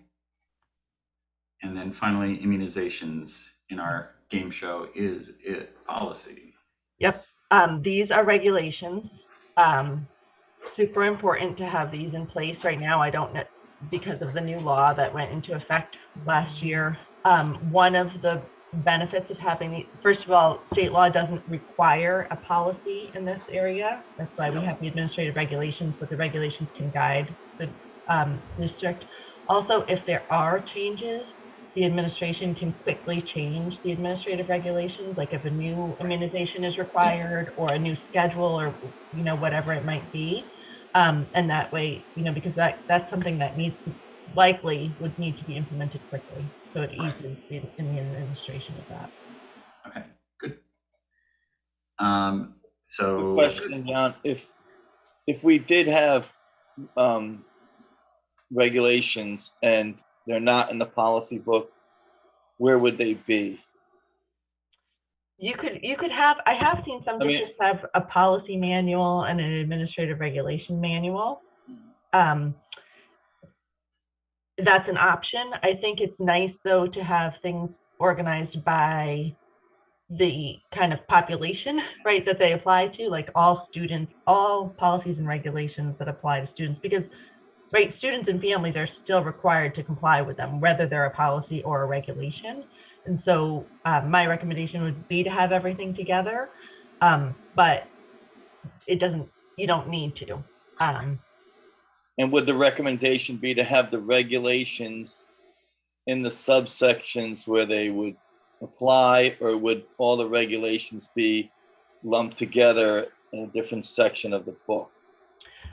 I would recommend that they're housed in the series to which they apply, because I think it's just an easier way for people to refer to them, whether it's community members, students, parents, staff, whomever, then everything's kind of in that series for them. And you can, I guess for you all going forward, you can mark policy or regulation so that if there's a change that has to be made, what do we have to do in order to make this change? What do we need to vote on versus, depending on our bylaws, what do we need to simply be informed that there was a change? Right, exactly. Okay, and then last question, if there are regulations listed within your policy manual and you're adopting new policies, would you be adopting new policies, but you're not adopting the regulations? They're administrative. How do they get approved? How do they get put in as part of the process? So that would be a recommendation from the administration, from Dr. McKinnon and the assistant superintendents. And like I said, this is all dependent on what your actual bylaws say. So I can take a look at that after, but typically bylaws say that the administration adopts them, and then they become kind of the regulations that are applicable to the district. Our model bylaws say they also have to be presented to the board, not before they become effective, but just at some, promptly thereafter. We should take a look at each of the board's bylaws to see if there's a similar practice there, because if your bylaws say administrative regulations need to be passed by the board, then they need to be passed by the board. I do tend to think that even if we're leaving our bylaws to the individual boards, it is helpful to collaborate around bylaws related to policies and regulations, so that if we're doing this work to align that, we also align the rules around that. Yeah. And so that might be something, not to add any more work to chart, but you might want to take a look at our 9,000 series. We have bylaws specific to the formulation, deletion, and adoption of bylaws, policies, and administrative regs. Dory, to that point, to the extent that each of the board's bylaws are silent on it or have perhaps conflicting guidance on how to evaluate regulations, what prevails? Whatever's in place for your board is what prevails. If it's silent, though, then that's subject to interpretation. So what would you recommend in that regard? It's probably not silent. You probably have something in there, but I will take a look at each of the bylaws of the board, and I can give you a little summary of what would be required for each board. And if they do differ, I think it was Chris's point, I think, then that might be something to consider. Maybe you'll take another look at those bylaws as play match, but they don't have to. It's just that those bylaws define the process by which your board would adopt policies and regulations. Got it. And one way to avoid it becoming an issue in adopting all of these policies wholesale would be to amend the bylaw first and then come back with the policies a month later. Well, Right. well, you could, or I mean, would it be best practice if Dr. McKinnon and the administration reviewed the proposed policy manual with those regulations, and the boards were to approve the new policy manual and administrative regulations as recommended by the administration? That kind of solves everything in one swoop, doesn't it? I'm just looking for best path forward to get the policy and regulation manual adopted. Right. So I just want to take a look at what each of your bylaws say, and because I you know, because there might be a hypothetical. What you probably, you know, you would want to be cautious if the board ends up adopting something that's titled, for example, immunizations. That might then become a policy of the board and not regulations, and so then future revisions would have to be consistent with how you revise board policies. So we don't want to make a regulation into a policy if we don't need to. So we could adopt and accept the regulations. Right.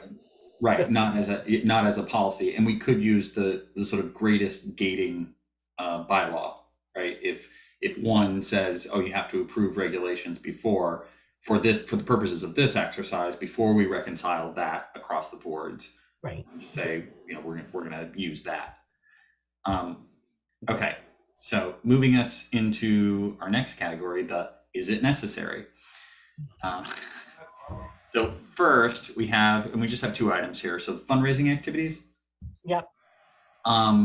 It looked like this was tagging sort of the healthy food certification stuff, but then it goes and talks about door-to-door solicitation. Mm-hmm. And I think we were a little bit concerned of this constraining what, you know, or you know, maybe being, you know, some of the current practices being confused with door-to-door solicitation, or maybe there is door-to-door, you know, fundraising going on or whatever. Like, we didn't see that in the statute and wanted to sort of get some guidance about, do we need to do this?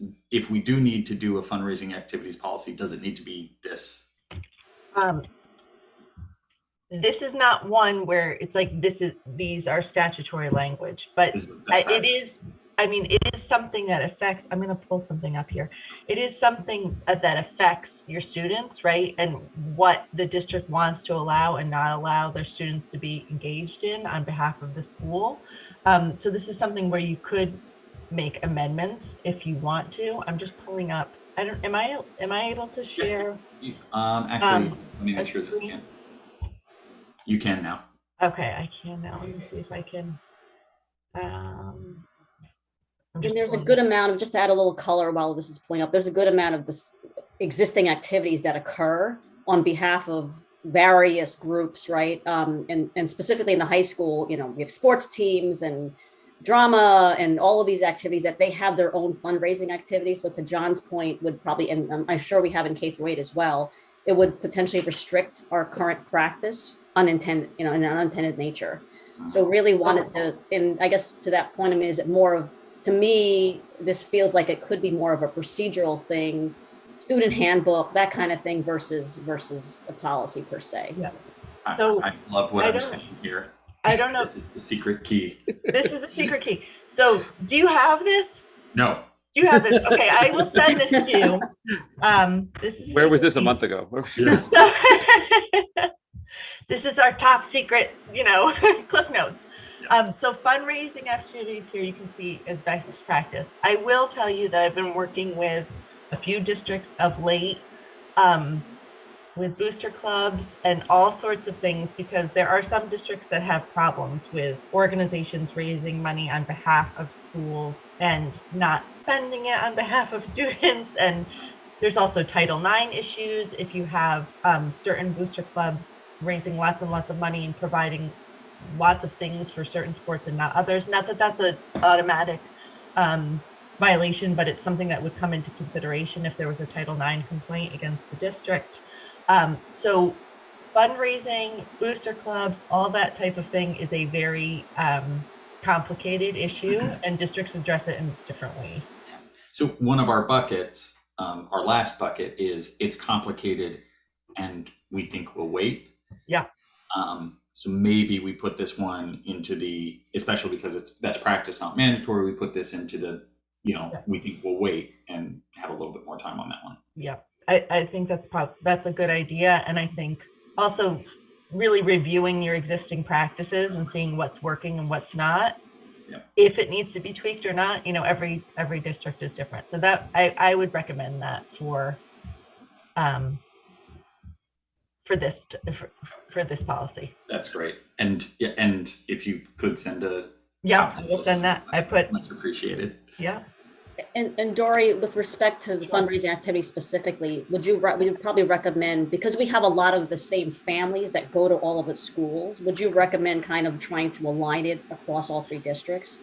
Or does it have to be specific to high school because of Title IX, that type of concerns, or how would you? Not for the fundraising activities. I think it's more the donations, booster club, that kind of thing would be applicable for the Title IX. I mean, I think for ease of administration, it's easier if you have something similar, but there might be different considerations at the high school, like what you're allowing high schoolers to do. They can do a car wash, maybe even with one adult supervising, but we don't want our elementary kids doing a car wash. Like, there might be different considerations in place.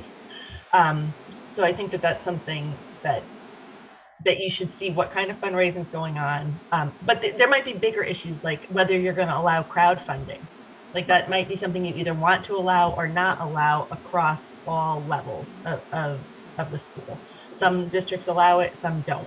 We've had situations where kids, the reason these things come up is because we learn, right? As things happen. Some kids say, I'm doing an independent project, and so I'm going to crowdfund it for myself, but it's school related, so I'm going to put it as a school project.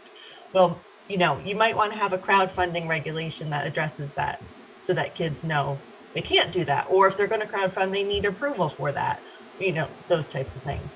So the fundraising is a murky, messy, tricky area. And there's no law about it. Yeah. There's But no law. fundraising can be regulation if you want. Yeah, it could be. Yeah, it could be. Yeah, I like that. Yeah, that's a great point. So we'll tag this as for later. Okay. Figure out if it's so let's do that here. That's pretty good. We got through a bunch of questions before we got to a tagged for later one. Yeah, it's promising. There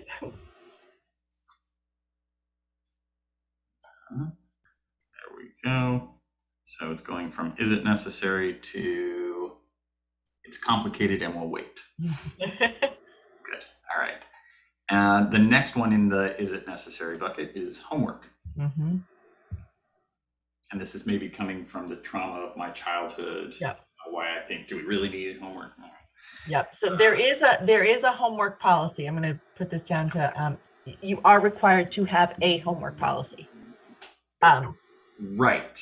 And so we see that in the statute, Yeah. but it's a really lightweight reference in the statute and an equally lightweight reference here in the policy, we Yeah. think. So is it just, So you got to have something. You can beef it up if you want to. Yeah. Okay. But you have to have a homework policy.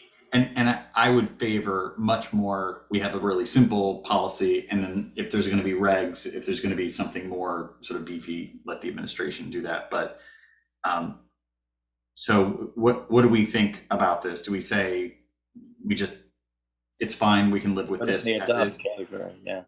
Can the policy be as simple as the administration shall develop regulations regarding age and curriculum-based homework for all of its schools?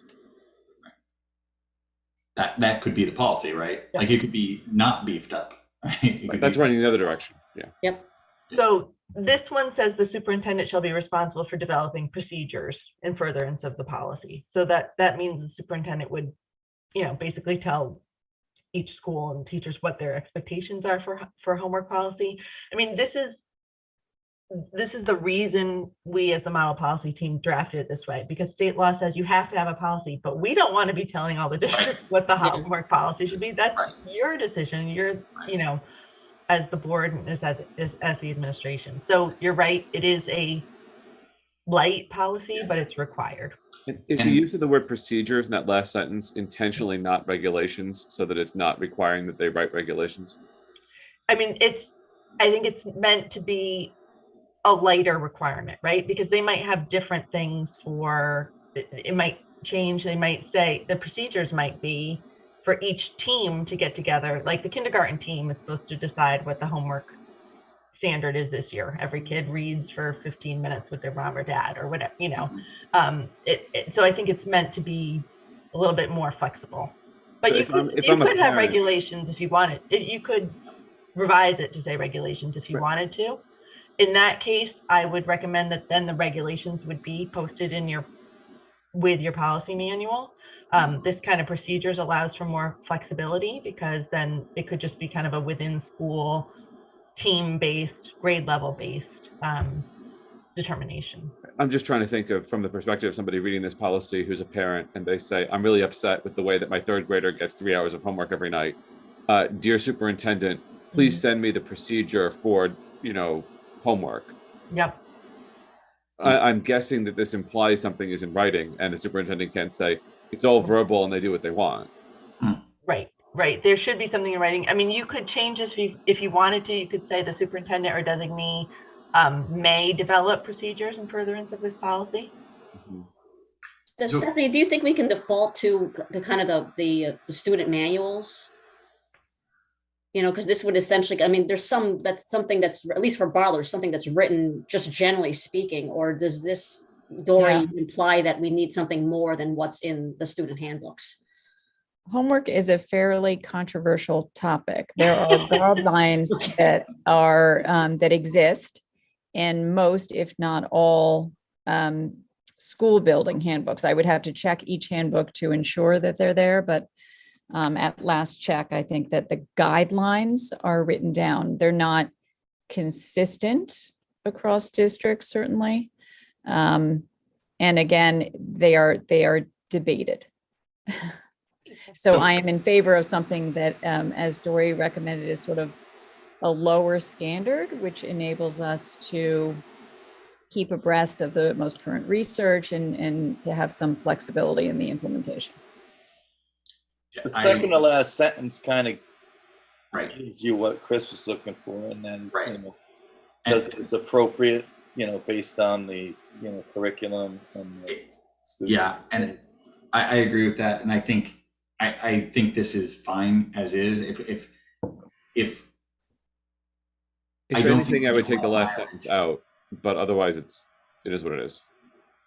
Yeah, I think there is an advantage. There is some benefit to just staying in line with sort of the current shipment language, and I don't think there's a ton of mileage that I don't think we really get anywhere for making edits to this. Right. We didn't wordsmith other things. We shouldn't wordsmith this. Yeah. The question was resolved, so we can move on. Yeah, good. Should we put an EDD note so that Dr. McKinnon gets this? Develop procedures, even if the procedures say, look at the handbook. Love it. There we go. Move to approve that. Right. Okay. And so we're taking homework in our official tracking, and unless homework And we're And it's funny that homework definitely is a controversial issue. I've been in my kids' school district, I've been at meetings where it's like from there should be absolutely no homework to you should be giving 4 hours a day. why aren't you doing more? Yeah. Okay. All right. So that takes us down to we would approve, but can Shipman make a fix? Now, these ones I think are much more gnarly than the quick clarification. So and just so you know, I mean, these are models, these are samples. You can adjust them how you want, but I will say that one huge benefit of, in my view, of being a model policy client is that every summer you'll get updates, and the updates will reflect revisions to our base model, and the updates will be based on changes in the law. And so if you start making a lot of changes to the underlying policy, it's harder to determine how to revise it with changes in the law. So I'll just give that background. But that being said, if there are things that are more appropriate, especially the best practice ones for your districts, then you obviously can change them. And You've deliberately defaulted to maintaining the language in all close calls, and I think we've only flagged things where we had sort of material concerns. Right. Yeah, my company 20 years ago bought the best financial planning software that we could use to give to our clients, and then we customized it. And 6 months later, they had updates, and we're like, oh, we can't use those updates. And it became this huge tangled mess of a forked version where we like, and so lesson learned. Yeah. Okay.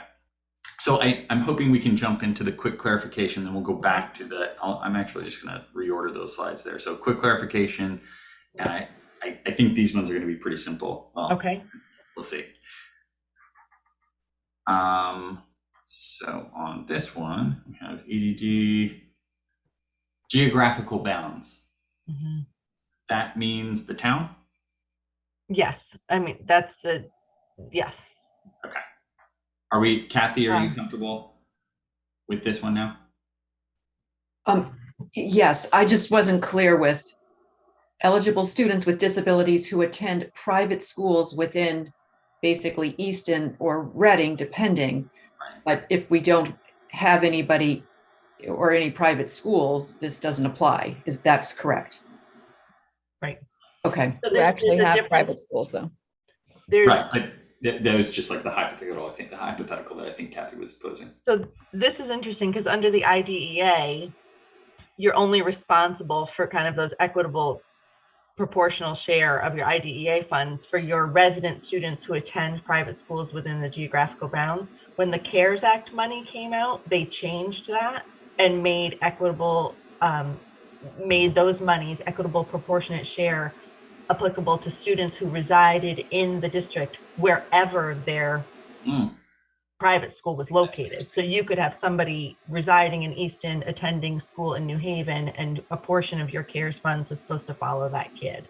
So and it was a huge debate. It got revised back and forth a million times. I mean, this was a national issue, and it was different from the IDEA. But this stands for the IDEA. And okay, all right, good. So if somebody went it to, doesn't matter, right? It's right for this one. For this one, you're good. traffic or town, doesn't matter. But I mean, you could keep that there in case somebody, I don't know, there might be at some point a private school that pops up in Easton or Reading, even if there's none now. Oh, we do have private schools. You do, okay, you do have. We do. Yeah. All right. Good? Yeah. Okay. And then that will take us to the 504. I think you guys were brilliant to reserve like responses to questions for discussion, because otherwise it could be a tangled web of comments, right? Yeah, and illegal online meeting. Mm-hmm. So there's this one we have a little bit of feedback on, and I think you'll see this in one other policy as well, where it seems to be that the term district, board, and in some cases superintendent are being used interchangeably, but not necessarily in a completely in a way that they actually are interchangeable. So that's just something that's just feedback. That's not. Okay. You know what? Is this the section 5? Is this the 504, section 504 ADA. Yep. And is it the Yep. personnel one or The the students one. student one? Okay. And you But should. it's sort of a conforming comment across the whole policy manual that Okay. use of the term district and use of the term board and use of the term superintendent don't read consistently. Okay. And so there's question about what it means sometimes when the board shall, and it seems to imply that the board's employees shall. Right.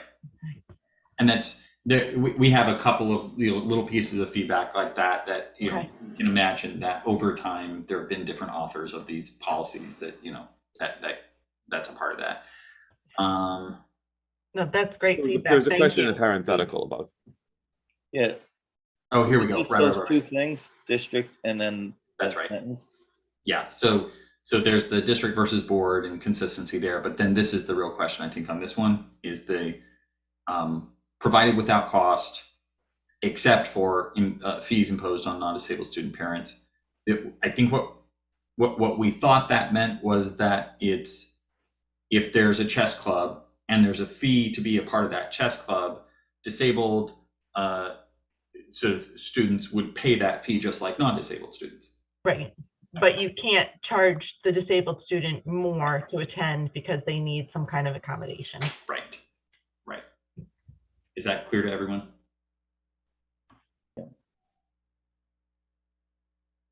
And the district, I think it is district, right? Not the board. Up here. Yeah, I think, no, this is just a broader piece of feedback that I think Kathy was providing. Yeah. Is that right, Kathy? It's just like we're it's a using good district and question. board in different places.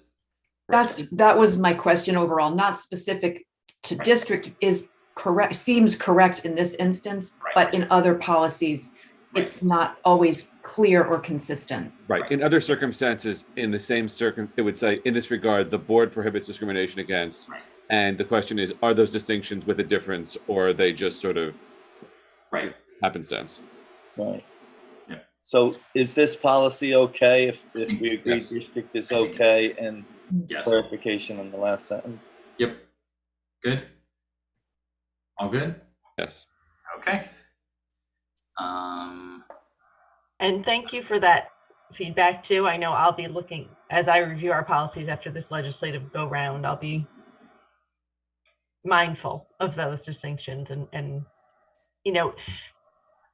in part it's a distinction without a difference because board employees are the district, right? But there is real value in being consistent with those terms and understanding when the board has an obligation, when the district. I mean, all the district employees act as agents of the board. And I'm wondering if there are certain circumstances where we use district because the statute says the public schools must do this or the LEA must do this as opposed to the board. But I truly appreciate that feedback and will. I think there are circumstances where if the policy says board, there'll be members of our communities or members of our boards that take it upon themselves to say, this is my job. And that has pros and cons. Yeah. that is a Good true point. statement. Yeah. I don't want to go, start As as polite as I can say that. That's Yeah. All right. So we're in student discipline. This is just a note to help us discern the difference in the policy. That's a change in 2019. That was a big change. Okay. And or change. So Yeah. good thing to note. Yeah. And it is important. And we spent some time on it, and in our initial review, I was like, oh, okay, there's some difference there. What does it really mean? And that Kathy had flagged that really helped us to dig in on it. Yeah. So the question here is whether, Chris, this is whether or not it's inclusive. right. Is this list of punishable offense basically intended to be the entire list or a demonstrative list? I think probably and I might take that back, we might add includes but is not limited to, because kids are always coming up with a new thing that they There's a can't. catch-all at the end, they can which has me do. think that it might be the whole list, but Yeah, the other thing is that here in order to impose discipline, it has to be, like especially for expulsion, it has to be a violation of a publicized policy of the board or endangerment of persons or property. So I think would you mind scrolling down to the last? I think there's like 50 things here. Or, I know there's a lot. There we go. 41, there we go. Any other violation of school rules or regulations? Yeah, I think from a due process consideration, you have to be giving students notice of what would be a violation subject to discipline. And so this lists everything that's prohibited by the board and then has the catch-all. So I would leave as is. Okay. Good. Then we will, Chris, you're good to clear? Yeah, thank you. Although include but not limited to is a Nice. phrase we use a lot. Nice extra.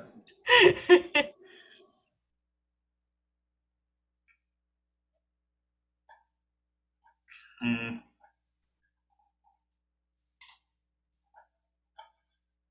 we're moving on to student records, FERPA.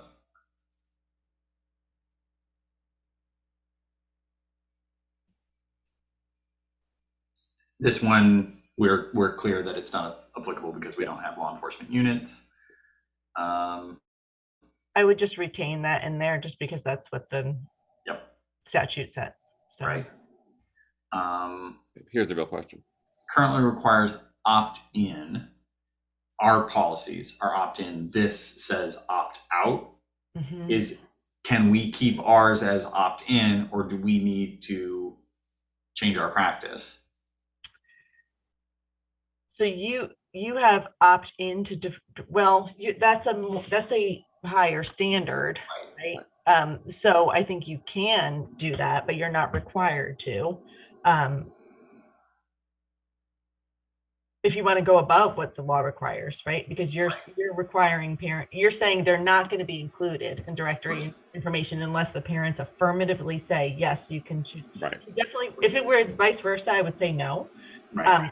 I'd say you can do that, but that is setting a higher standard than what's required. There are certain things like with the PPRA where consent is required and it's not an opt-out. Here, it's not for directory information. So I think you can continue with that process. Okay. And if we weren't already executing on that, then we might be concerned about, right? But it's like the process, it would actually be harder for us to change the process probably within the buildings. Yeah. Okay. But does this have a possibility of creating an operational issue? But we're already doing it, but I don't know whether we're doing it. I guess what I'm saying is if it's opt out, if the district currently has the information from students that are freshmen, they just carry it over to their sophomores, it just kind of carries through. If it's opt-in, then that means every year the parents have to opt back into it. It's what happens every year at the elementary school. I understand. I'm just wondering whether that's necessary. So it becomes a substantive question. The question to flag for today was, is it permissible under FERPA to require the opt-in? And the answer is yes, because it is a more strenuous standard and we're allowed to make things as complicated as we want to. So it becomes a discussion point for the boards as to whether or not we want to flip from opting in to opting out for everybody's convenience. Right. And if you do flip, I would still say you need to be doing this annually, which I think you said you do. Yeah. Because you want to give parents that opportunity on an annual basis. If we switch to opt out, we still want to flag it for them like, hey, here's your chance to opt out. Right. Yeah. John, could you add that into your note? Yeah. Just so that way, if we make reference to this later.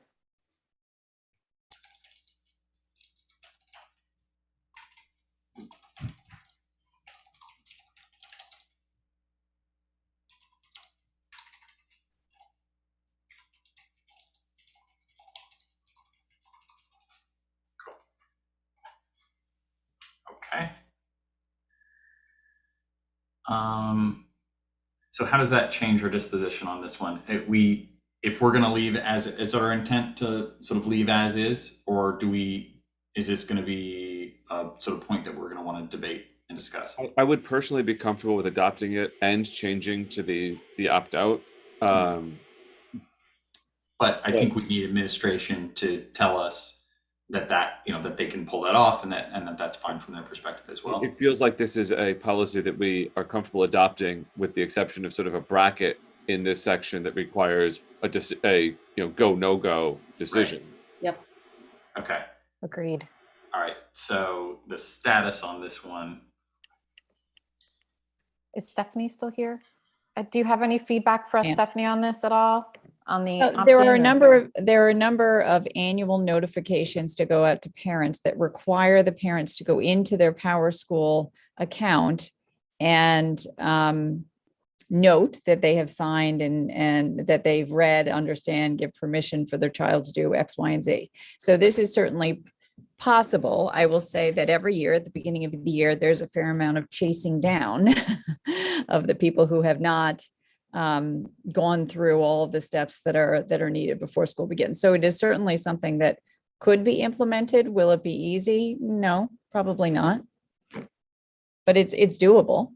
I would also recommend that if you change, that there be some education to families, that there is a change in procedure and policy regarding this, so that people don't think, oh, well, I didn't opt in this year. To notify parents that this is what's required by the law. This is what we're doing. If you don't want your children's directory information to be made available, you need to let us know. And put that in bold, especially if it's a change.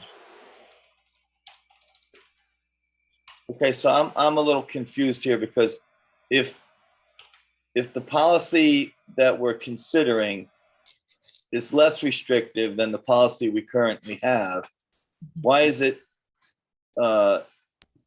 there any issue with whether or not it can be implemented from an administrative point of view? In other words, what we're looking at here is whether or not we're adopting this policy, and the real decision is it opt in or opt out? And if we change it to opt in, that's what we're doing now. If we make it opt out, that's less restrictive. And it seems like You're adding something else in the beginning of the year for parents to opt out of. And Right now, there's no formal you don't go into PowerSchool to opt into directory information. You show up, the teacher says you consent and opt in, fill out this form. right. And it's a different workflow. And So it's in the adjustment. workflow. The workflow is what I'm most concerned about. Obviously, we want to let parents know in a clear way, but I'm most concerned about, do we have somebody who sits in each building who has a current workflow, and we're saying, yeah, turn that upside down. It's not always as easy as that. Sometimes it's like, I got to re-architect the whole process. Are we taking these in via email? Are we doing it PowerSchool? Are we doing so? Right, but so just so I understand, so we're saying the district has a legal obligation to allow this to happen, and we're currently not doing this. So this is a change that we have to make sure we have the capacity to do. No, we're doing it. We're currently doing it. I think we could actually, if we want to debate this with the boards, which, I don't think is a big deal. Like, we could debate this. We could put this in we're going to not make this change right now, and we're going to hold this for future consideration. John, that's what I would recommend, because remember, we had the discussion, for those who weren't part of the discussion last week, we had a discussion in the context of this and the survey. Yeah. So they're somewhat intertwined. So, that's something, particularly if we're going to make a change, right? So, but if we were, there's two options in my mind. Take this as is, but go back to our practice, which is opt in, and change that opt out. But I actually prefer, for simplicity, the opt out. But then that's a process change for the administration and a communication change to the parents, where we have to get ahead of that, so we don't create a perception that we're trying to push something through. That's right. So, I think we should table this one. I definitely lean towards tabling it. If others would categorize this as let's just put this on the list. We don't have a crazy number of things on that list right now, and it seems like. But do we have a policy relating to this now? We have a Ferpa policy. Yeah. And it's legally compliant. Yeah, we will ask Shipman to review it. I think that's a really smart move, actually, for all the things that we're thinking that we're going to wait. When we do the mapping exercise of our existing policy, Shipman should take a look at those, 7 or 8 policies and say, these actually are fine as is, and you're okay to wait on them. But if we adopted this, the only decision is opt in or opt out, and whether the administration can do it. Right. It's just that decision may take time for the administration to do that work and whether or not the boards want to have a lengthy debate about that. But are they legally required to do it? Legally required to do what? The change. No, right now we are more Go above and restrictive than beyond. law. Right now We're you're doing going. better. We're better than the law says we need to be. So then I'm confused. So then what's the issue? The issue is the model policy is less restrictive than our current policy. Do we want to move to a less restrictive model, yes or no? That's And the only question. That right? is the question. right, but And there are the question considerations has as part of that downstream question. ramifications around Exactly. A, operationalizing it, B, communicating it to parents because it's a change, particularly for those who don't want the directory information to be published, and C, from a global conversation that this committee's had for a few weeks about student privacy and expectations around that, and where we want to, what side of the fence we want to be on, because it's related. Dory, I did think we this is cover the- everything? Yep, and I would just say that the timing for this, you're going to want to do this over one summer or another, whether you can get through it this summer or not. Like, you're not going to want to change this mid-year because you have to do that annual notification, and that happens at the beginning of the year. So you're going to want to be cognizant of that. Well, I think our going in question about this policy was, we're currently opt-in. This policy says opt-out. Can we adjust the policy to say opt-in? And it sounds like Dory is saying, yes, we can. That's a higher standard. So in the spirit of being most consistent with where we currently are, the expedient thing would be to revise this to opt-in. That's what's currently in place. There's no additional communication required to parents or administration because that's what's currently happening.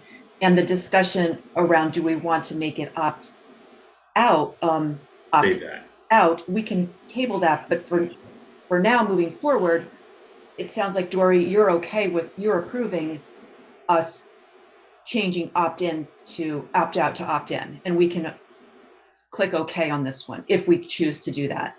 I like that, Kathy. I would definitely support that. I like that as well for simplicity and for time. Yeah. Really? And I will just say, I would like to review the entirety of the policy beyond this one sentence to see if there are any other changes that you might make. And you might want to even note in the policy, although FERPA only requires opt-out, the board will policy is to allow or to offer parents the opportunity to opt in, because this is a FERPA policy, right? And so where you deviate from FERPA, you might want to flag that in the policy. And I would also want to look, aside from 3B, if there are any other sentences or references in there that would also need to be, if you do make it. Does that make sense? Yes. And so I think we could leave that with you. You're going to review this policy, and can you then provide us with whatever language you'd recommend? Yeah. And to be clear, our current practice is opt-in. It is not our current policy. Our policy, at least in Reading, is silent as to the question about how directory information is used, which I would assume defaults back to the statutory view, but it has been our practice, and I assume that's some unpublished regulation, but it's certainly the practice. Yeah.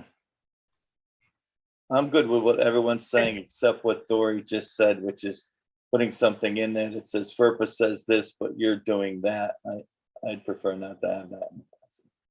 I'll think about it. Let me look at the rest of it and see, but I think it's important that the board at least have a clear understanding of what they're doing. I think it's fair to put in the policy, in addition to the requirements of FERPA, the board requires blank.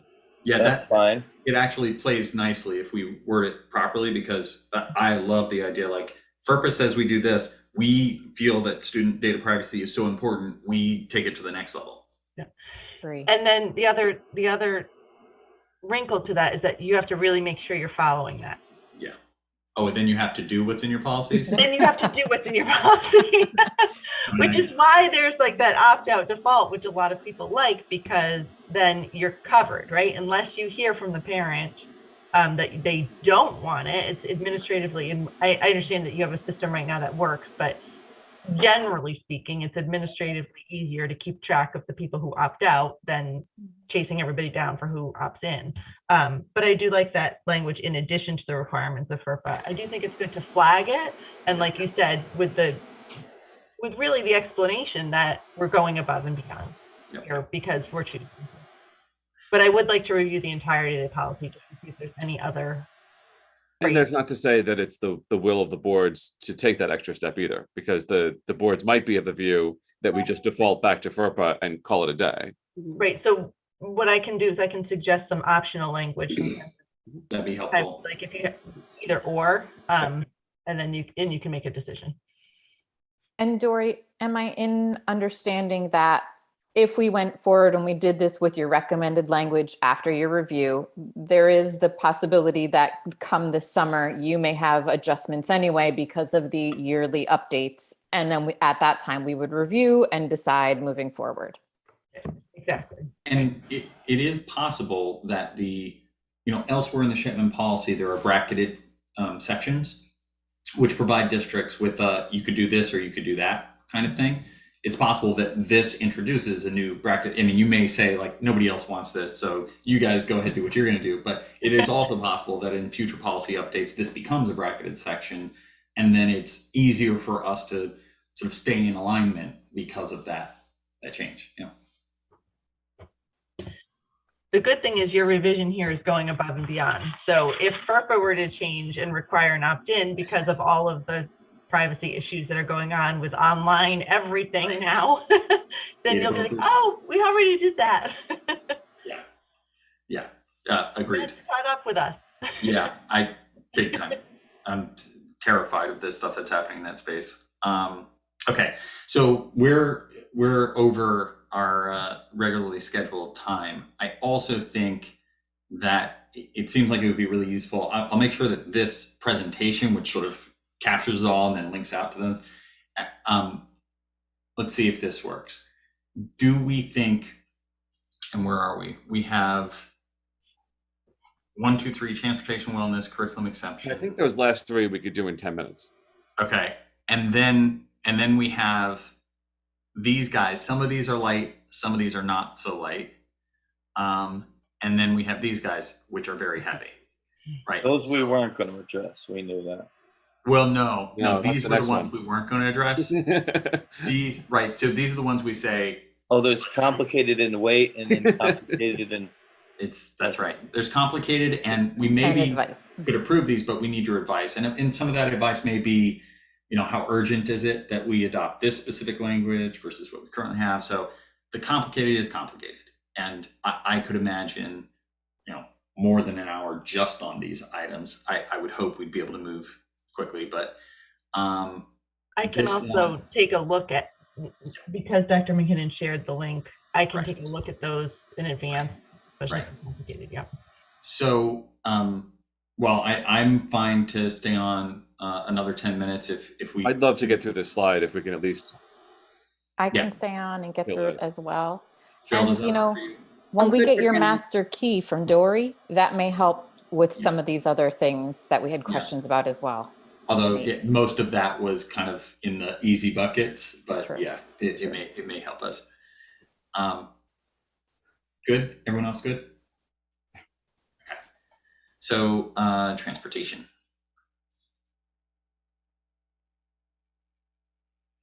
This is the one about contiguous and transportation for private school. This word, what does that mean? It's our understanding we only need to provide transportation to private schools that exist within the geographic bounds of the district. This would suggest that every town that touches us has that obligation too. Right. And I'll have to look at it as the case may be. I might have to come back to you on that one and see why we defined it that way.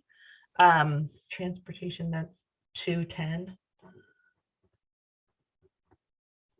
Do you mind if I get back to you on that one? No, of course. I want to make sure I'm accurate in what I'm telling you. Of course. Yeah. Okay. That could be a very potentially expensive change. Yeah. Yeah. Wellness. So on this one, we talked about this morning a little bit. This is telling us that we need to collaborate and sort of coordinate, especially, where is it? Somewhere in here, there was a specific language about guidelines to be included in this policy, make recommendations. Like we have to work with the wellness committee on this. Yeah. There's actually a meeting coming up in mid-May, where I think we would take this to them, help them to understand the difference between current and this, and see if we can get their buy-in. So we may still be able to move quickly with this, given the existing schedule of the meetings. But so there's that component of it, and just wanted to confirm that was in fact the case, that we did need to collaborate with them on that. Yeah. And then the other part of it is there's a lot of stuff here, and it felt a little regulation-y. Those are all, we did not make those up. They're all from different guidance documents relating to from the state, and so they're really things for consideration, but it really depends on what your wellness committee wants to do. None of those are required elements Right. that you have to have. And would it make sense for us to have language that says, and blah, blah, blah in regulation, and that it's a function of the wellness committee working in partnership with administration to define those regulations the way that administration manages other regulations? Let me look at exactly what's required for the policy, because wellness is, let me just make sure. I know it's a mandatory policy. I don't know how much of it is defined. I think there's a lot of flexibility. I don't know if it would have to be delegated to a wellness committee as a subcommittee of the board, so that it would still be a board policy, or if it can be delegated to them via like a regulation in collaboration with the superintendent. Well, I'm still thinking of it as a committee of the board or boards, but that committee of the boards, instead of having to go to the policy committee, do first reading, second reading every time that they make new recommendations, that our policy kind of covers that this will be updated regularly. Yeah. And but I don't know, we just want to see if, like, is that a lot? Just because there's a lot here, and maybe there's supposed to be a lot here, and that's the whole point, is that everybody needs to be paying attention to the wellness stuff every couple of years. Yeah. Well, The last sentence of that paragraph there with policy, that one there that says, Yeah. The advisory council will be involved in the development and implementation of the Right. policy. But now we have a policy that we may be adopting that they haven't been involved in the development or implementation of. Right. So how does that work? Can we use the wording from the top half of shipment and then have the wellness guidelines and goals underneath it that are from the committee? Or in other words, how does that, is it the chicken or the egg? Right. yeah, no, they should be involved in determining which of these guidelines they want to adopt or where their focus wants to be. Because like you said, it's a lot, and maybe the wellness committee would decide in the next 3 years we're focusing on these goals. And then they might change, and then depending on where your district is in terms of addressing wellness. So for sure, the wellness committee has to be involved in developing this. And I will get back to you as to whether the policy can simply delegate to them the ability to make the regulations, and then there be a bare bones policy with the regulations. I'm hesitant to do that because I know it has to be a board policy. Yep, that sounds right to me, and it just from the spirit of the exercise feels like that's actually a better path. And I like the idea of, hey, everybody on the boards, at least once every 3 years, we're going to be sort of bring this before you and making sure we're all crystal clear on what steps we're taking and what our goals and guidelines are.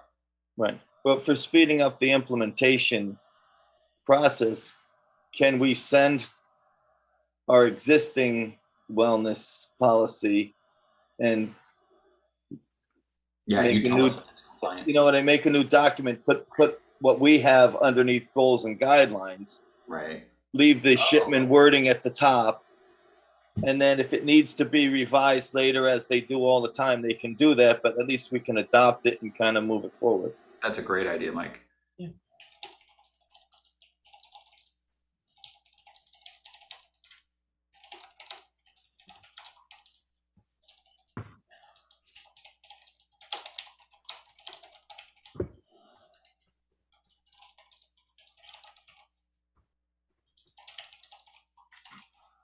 Cool.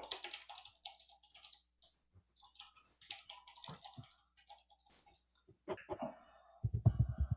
right. Good. Curricular exemptions. So here, I think the question was about the 2 weeks at the beginning of the school year. Mhm. And there's a kind of a sort of a disconnect between parents knowing that there's anything for them to opt out of and the period of time when they would need to be opting out of it. And I will tell you that if something comes up, like family life education comes up in January, and that's when they're aware of it and they submit a written request, then you have to. You're going to honor that, right? Out. That's good to know. Okay. So I'm wondering if it should notify Right. instead of must.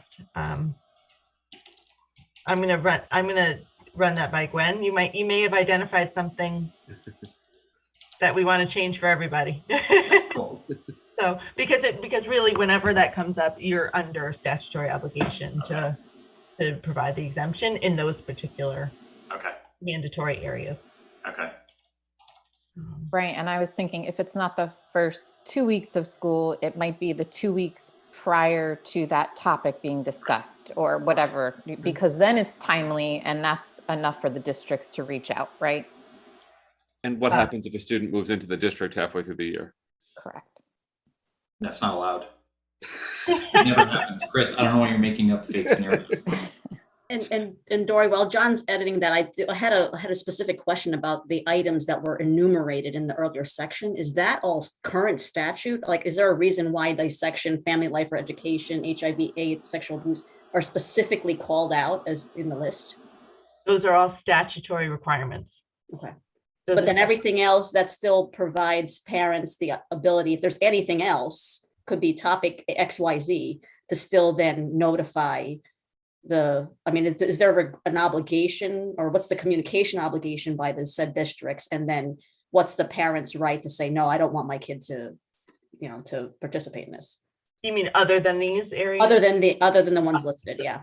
Other than these areas, there's a lot of authority that the school district and the board get to decide the curriculum.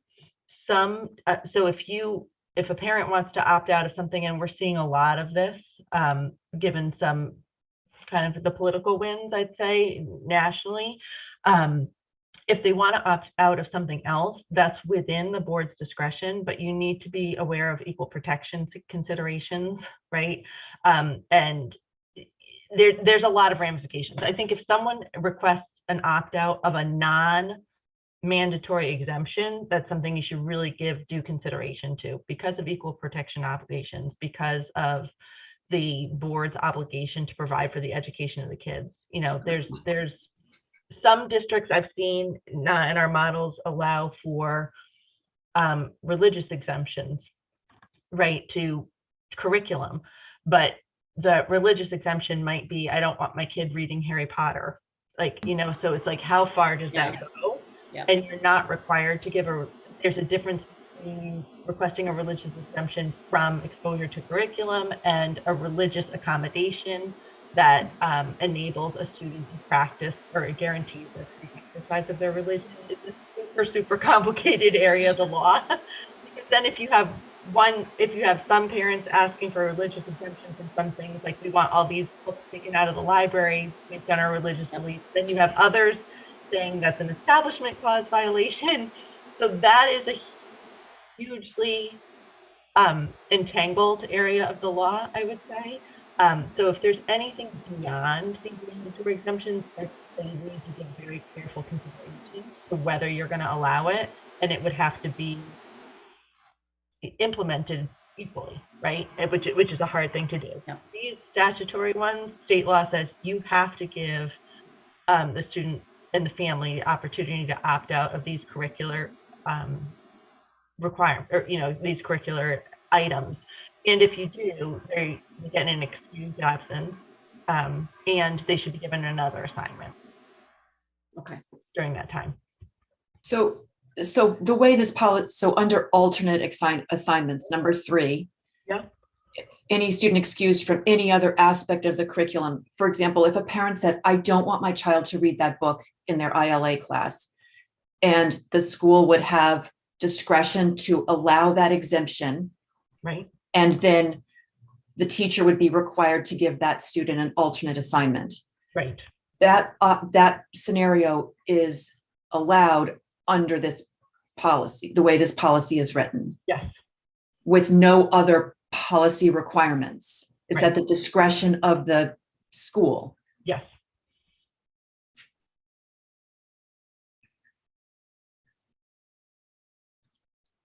And that might be an easier thing to allow, if it's an independent reading book or a small book group rather than a whole class assignment. Like, there's a lot of factors that come into play Right. there. Right? Is it we're reading Harry Potter versus we're learning about geography? Yeah. Yeah. Okay. So I think we're landing on this, that Shipman is going to possibly revise more broadly, and we'll wait to hear back. So that's the end of the quick clarification bucket. The 2 remaining buckets where we're looking for sort of dialogue are here. We would approve, but can Shipman fix? And some of these are lightweight and some of these are not. And then it's complicated, but we need advice. And then on the sort of written front, I think what we've determined is, and we determined this morning between 8 and 9, is that we're going to go map these back to existing policy. And then we would ask for a review to say of the existing policy that's meant to satisfy these pieces. Are there any red flags you see? Is there anything where we're out of compliance? Okay. That So would create more urgency to this. So can you just flip to one slide earlier? Okay, we would approve. So one slide earlier than that, we would approve. Okay. Yeah, we would approve, but can Shipman fix? And I'll share this presentation with you, so you'll be able to navigate this. Okay. Too. And all of these tags are in the spreadsheet as well. Okay. And I think I built little views for them. So if you click on the little filter, you can say, show me the personnel, show me and it'll filter that way. Okay, great. So for the first category,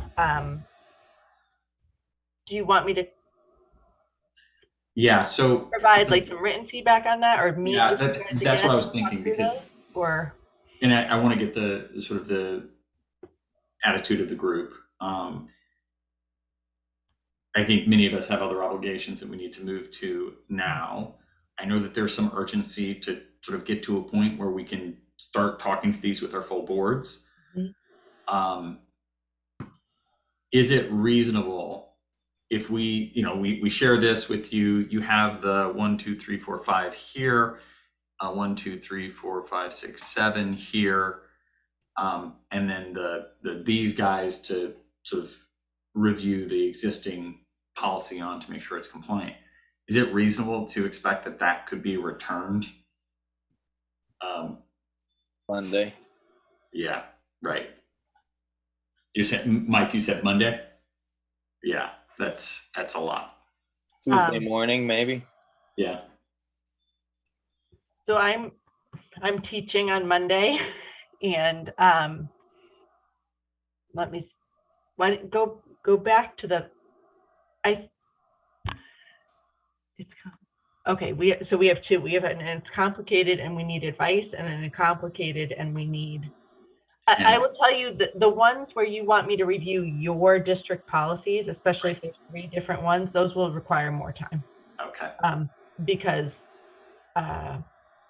And it's possible that our 3 district policies are really just 2 or even they are one. In some of these cases, we might have, well, like this one right here, we just approved this. So Yeah. this one, we're fairly confident, and I think we had Shipman advice as we did it, Okay. that this is compliant. Okay. Yeah. But the complicated and we plan to wait ones don't need to be reviewed in order for us to repeal and adopt the ones that we are going to do. We just need to know that they're on the radar to bring them to Shipman and see how they're compliant, whether they're compliant or whatever, right? So it's really those other two areas that we need done to move forward, right? Well, the one thing though is if our current policy on gifts, grants, and bequests to the district is wrong, then I don't think we would be able to wait on that, right? I think we would need to make at least some edits to it to bring it into compliance. But no, a lot are going to need work on them, ones that are unique, different things, but that's, I think we're now you're going to be into June before you're going to be able to do all of that. Like, I think, I don't know, my hope anyway was that we could kind of repeal and adopt those that we need to do that make us compliant to get us where we need to be. These are already in, though they're not perfect and they might not be compliant. We certainly have to address them, but they're a little more complicated and can be addressed separately, but we can still accomplish the task at hand. I agree with that. I think that I'm going to take the Title IX one is hugely important because there's big liability there. Yep. So if I look at the first two categories and the Title IX, which seems like I can even run a red line and see if it's up to par with our current model. There were a couple tweaks that we made recently to that Title IX one, so you'll want to make sure you've got them like even this past spring. The Title IX one, that one I would prioritize for sure. But it sounds like you're there. These we would approve. Do you have a meeting on Monday? Is that the Tuesday night? Well, Region 9 has a meeting Tuesday night. Okay, and let me just look at my calendar. I have a hearing I'm teaching on Monday, and I have a hearing on Tuesday. We could still, Region 9 could still advance the discussion on all the other components, regardless of where we are on these more problematic ones. Minus this page and this page and this page, there's still a really nice body of policies. And still you're getting 50 plus policies. I don't think that it makes, Region 9 can do it at once, but I don't think it makes sense to start with 50 and come back with 20 more 3 weeks later, and then you're out of sync with what you're trying to do. Another option I'm brainstorming here is we have the tri-board. I don't know if we'll have a definitive or more clarity on these more problematic ones. And sure. That can be provided in that context. Barring that we don't want to have a long meeting, but, that could be an option as well, at least to get sunlight with respect to, what provide more color to all three boards concurrently, knowing that we're not going to resolve it in one meeting, whether we handle it via one board at a time, all three boards, however we do it. These are more complicated evaluations that need to occur. I think the ones we plan to wait on, those are the ones that are the most complex and require the most sort of conversation and that kind of stuff. We plan to just sort of set those aside in favor of being able to get through a first and second reading. On these ones, some of these might fall into that bucket. We might move some of these items into that bucket. But if we get clarification here and we're good with these and we're moving forward with 72 policies, I would volunteer the Easton board's time. Like, I'm planning on doing a first reading in our May meeting of these. So like my target is, what is that, the 10th?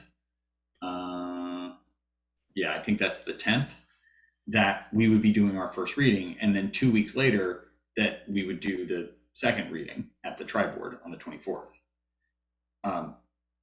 People are welcome to join us for that first reading, because my intent would be that we have a presentation. We sort of, here's what's in here. We're not reading through line by line. Everyone has access to these review, but like Region 9 can do what it plans to do. Like, I'm just offering that people are welcome to join us, because that process with my board is the same as that process with everybody if people want to join us. I mean, we've done this before. If we don't have enough time, then why don't we just piggyback, kind of run concurrent meetings so that we really save us all collective time? So like, if I'm thinking about the calendar, Region 9's first, right? Then John, it's Easton, and then No, then it's Reading. Reading, then We're in the Easton. third. First Tuesday. I mean, we could piggyback off of, if Dory and Shipman need more time for these kind of hopefully resolve faster buckets, as opposed to, no, we're punting entirely, then we could kind of carve out half an hour of the first, meeting, the section of the Easton meeting, for example, and say, okay, it's joint. I mean, and again, these are all just suggestions in terms of moving it forward, but still giving Shipman the appropriate time to vet it so that we make sure we're all in compliance. John, what's on slide 5? Slide 5 is can Shipman make a fix? Okay, so it's slides 5, 5, 5, 6, and 6. and a lighter review of 7, depending on timing, right? Like if we're not going until the second Tuesday in May, I would hope that, because we have homework to do on our side, we have to go find these policies that align to these guys and then send them over to Shipman.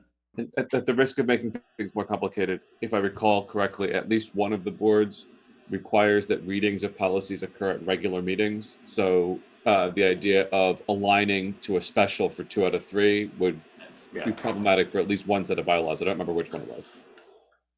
I don't remember which one. So if there's one set of bylaws that requires it be a regular, but the other 2 are silent, you'd have to navigate around that meeting. Right. Well, I do think the policies that we have all are in agreement on and feel that we're comfortable moving forward. That is still a large body of work for a first reading, even as it is. And then the second group of policies that we still need Dory's feedback on are going to be probably the more difficult policies to review anyway. So I'm speaking on behalf of Region 9, but what if we could go forward with this large group of policies? It's 50 plus to a first reading, and give Dory a little time to come back and give us thoughtful input on where we stand. The question then becomes, the first reading, you'd also have to identify what you're repealing in that first reading. Yes, it would be Dr. McKinnon's note, like his memo in that. Either way, it's going to be a multi-step. We're going to be repealing and adopting anyway. Yeah. It just breaks it up, which I know we were trying to get everything. Yeah, and we can track that complexity in the spreadsheet. Like we can basically just have a column for Region 9, sort of, first reading and repeal, like that is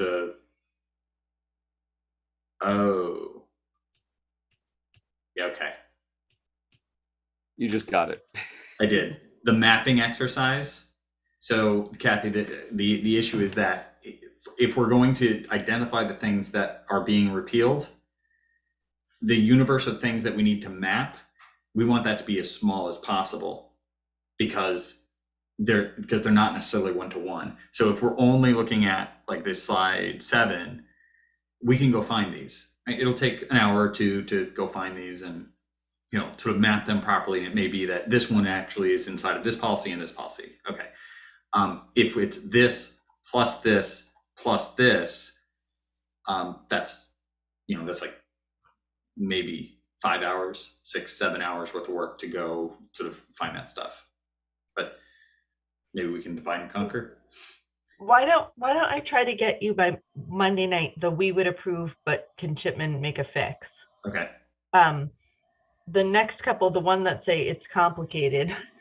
I mean, I don't know what your questions are in here, but are these going to require a conversation, or do you think, or do you I think I'm just reading the title of the category. So for some of these, and let me find the real sticking point on this one. I mean, you can see there's a lot. I mean, it's just, it's a gnarly. So I saw SSO. Do you have SROs? Do you have agreements? Depends which with school you're SROs? talking about. Yeah, Okay. depends on the Yeah. school. Mhm. So I think I can definitely get you the we would approve, but can shipment fix? That seems like a smaller universe. I'll take a look at the 5,000 series, Okay. the Title IX also, because I think if you've recently done that, I think that seems like one that's important to have in place, and we can take care of that. I think for the complicated ones, I don't want to promise I can do it by Monday, just because I'll be perfectly honest, a bunch of other things on my plate before Monday, and I have a hearing on Tuesday. So, and if it is complicated, I want to make sure I give it the attention it needs, so that you get good advice. Does that make sense for me to go through, and I can just do bullet point? Would you rather me respond in the document, Yes, or I think that- just give you an email of the Whatever's easier for you. Whatever. I mean, both of those are workable for us. So I think I'd whatever is equally easier. be happy to delegate to the chairs of the two committees the opportunity to have a conversation offline with Dory to resolve these two, so we don't have to convene everybody. Yeah, we have the memory. If you're saying like what's this EDD thing? Like, oh yeah, that's just this. Right. I think John and Sarah understand fully what everybody else's concerns are. Right. I'm completely supportive of that as well.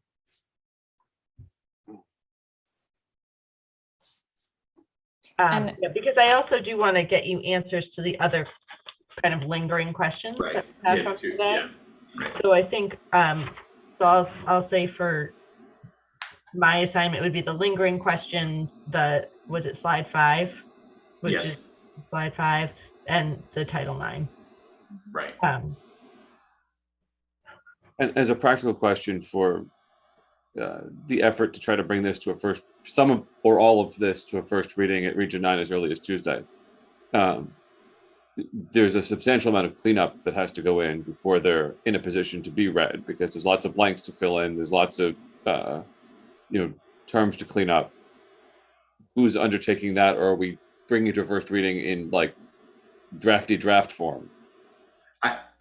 And I would love to have Dory's advice on this. I have been unable to find anywhere in Robert's rules or in statute where it is dictated exactly how a first reading and second reading is supposed to work, and whether or not a first reading must sort of have all the language exactly how it's going to be in the second reading, and that's and you have to go back to first reading or any of that. I don't see that anywhere. And the only place where it's been suggested to me that it would exist is in bylaws. It's not in my bylaws. So when we're silent on that, then are we okay if the other board's bylaws are also silent on the sort of specifics of how first and second reading, is it okay to have a drafty version in first reading that then gets tightened up as a part of the second reading? I think it might depend on how drafty it is. Like if the draft still says optional, right, those determinations will need to be, that's a big draft, right? If the draft just says blank public schools, okay, we're going to go in and put our name in there every time you see blank public schools. Those are different. Agreed. I think on but you're right, bylaws do often address, right. like if there's a revision to the first reading, what has to happen. Right. So if your bylaws don't say that, then there's more flexibility. So and I don't know the other board's bylaws on that question. Ours are very, sort of they're silent on that. I lost my thread. Oh well. Decision. We made decisions as we went where there was a place that said this or this. We, as a group, we stopped there and said we think we favor this. Okay. So we would have a recommendation as a part of each decision that's in the content. And you can also kind of generally explain like all of the explanatory language we're keeping for now, but that will all be removed, Right. And then make sure that happens. But I think anything where there's a decision to make, I think that should be in your first read, because that's what you're proposing. I think we've accomplished that, unless anyone has a different memory. I think you know what? In It's Complicated, We Need Advice, there's at least one and maybe two or three of there's a decision, we didn't feel passionately one way or the other, and we're looking for Shipman to give us a nudge. Okay. As a point of clarification, do we have either Dory or Gwen or someone from Shipman and Goodwin joining us on 5/24 for our joint board meeting? I don't know if we've arranged for that yet. Okay. 5/24. I don't. Let's see. And I guess Sarah, question, kind of brainstorming here from a Region 9 perspective. So I would presume, and everybody can jump in here too, is that we would then just share, essentially, I'm looking at this deck, all of those slides where we're kind of saying we're advancing it. And then that would be what we would share for first reading. Correct. Yeah, and then similar advice, one can comment, but cannot have a dialogue to pre-existing comments. So each respective board member then, however we distribute this to the boards, would then can comment, but can't go back and forth with others. Yep. I do that at the meeting. Yeah, I think you got to do that to me. My recommendation, just as you broaden the group, I would say we turn off commenting. Okay. If you want to note things, go ahead, but like not within the document where you're going to end up with, illegal offline meetings or online. I'd almost be comfortable making a copy of everything that we've approved and making a new folder that is sort of first reading and lock it there so that when we make changes to the document, it's not like, oh crap, what was brought to first reading, what wasn't. Create a record of what's being advanced. I like that. I think the way that it currently exists is we gave everyone reading access. view, but not Right. editing capabilities No editing, no commenting. for this exact reason. Got it. So if it currently stands that way, we should be okay unless people start emailing the group at large, right? But I think we'll want a first reading folder too, because that's documenting the change log basically. more clearly. Otherwise, we have to go back and look at revision history and chase down in each document revision dates, and that's a mess, right? If instead we get a snapshot and move it onto a folder, that'll be a lot cleaner. Okay, Okay. that makes sense. You can even PDF it just to make sure that there's no confusion. Yeah, I don't know. But a locked Google Doc is the same thing at this point. Yeah, and I would actually say what we have right now is what we would keep, and the sort of the copy that we make is we're turning it into second reading. It's like, this is what we will edit going forward so that this becomes the sort of lockdown version. So.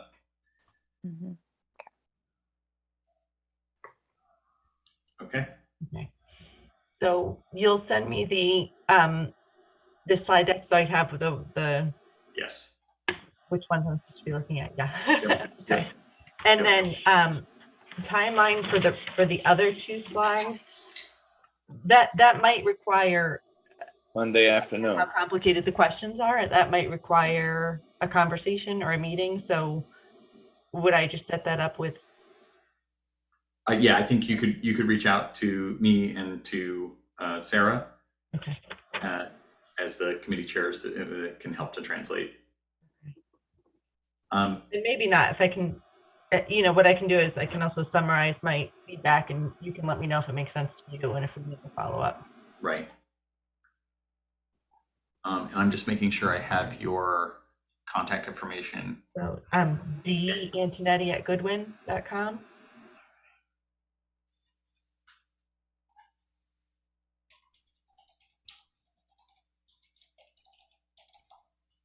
Okay, thank you.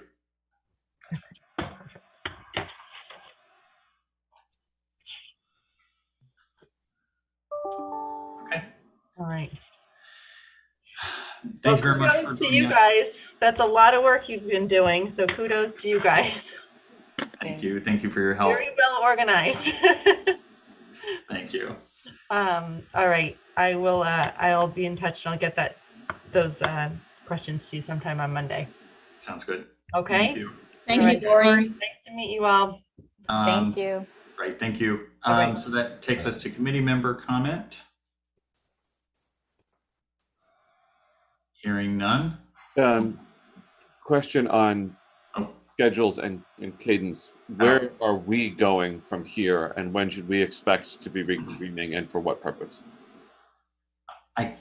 I would imagine that our sort of next Friday is still a meaningful meeting, as there'll probably be some sort of administrative cleanup and sort of work to do there, maybe some research to do. It depends on the sort of specifics of what we're tracking down. I think will evolve over the next few days as we get feedback from Dory.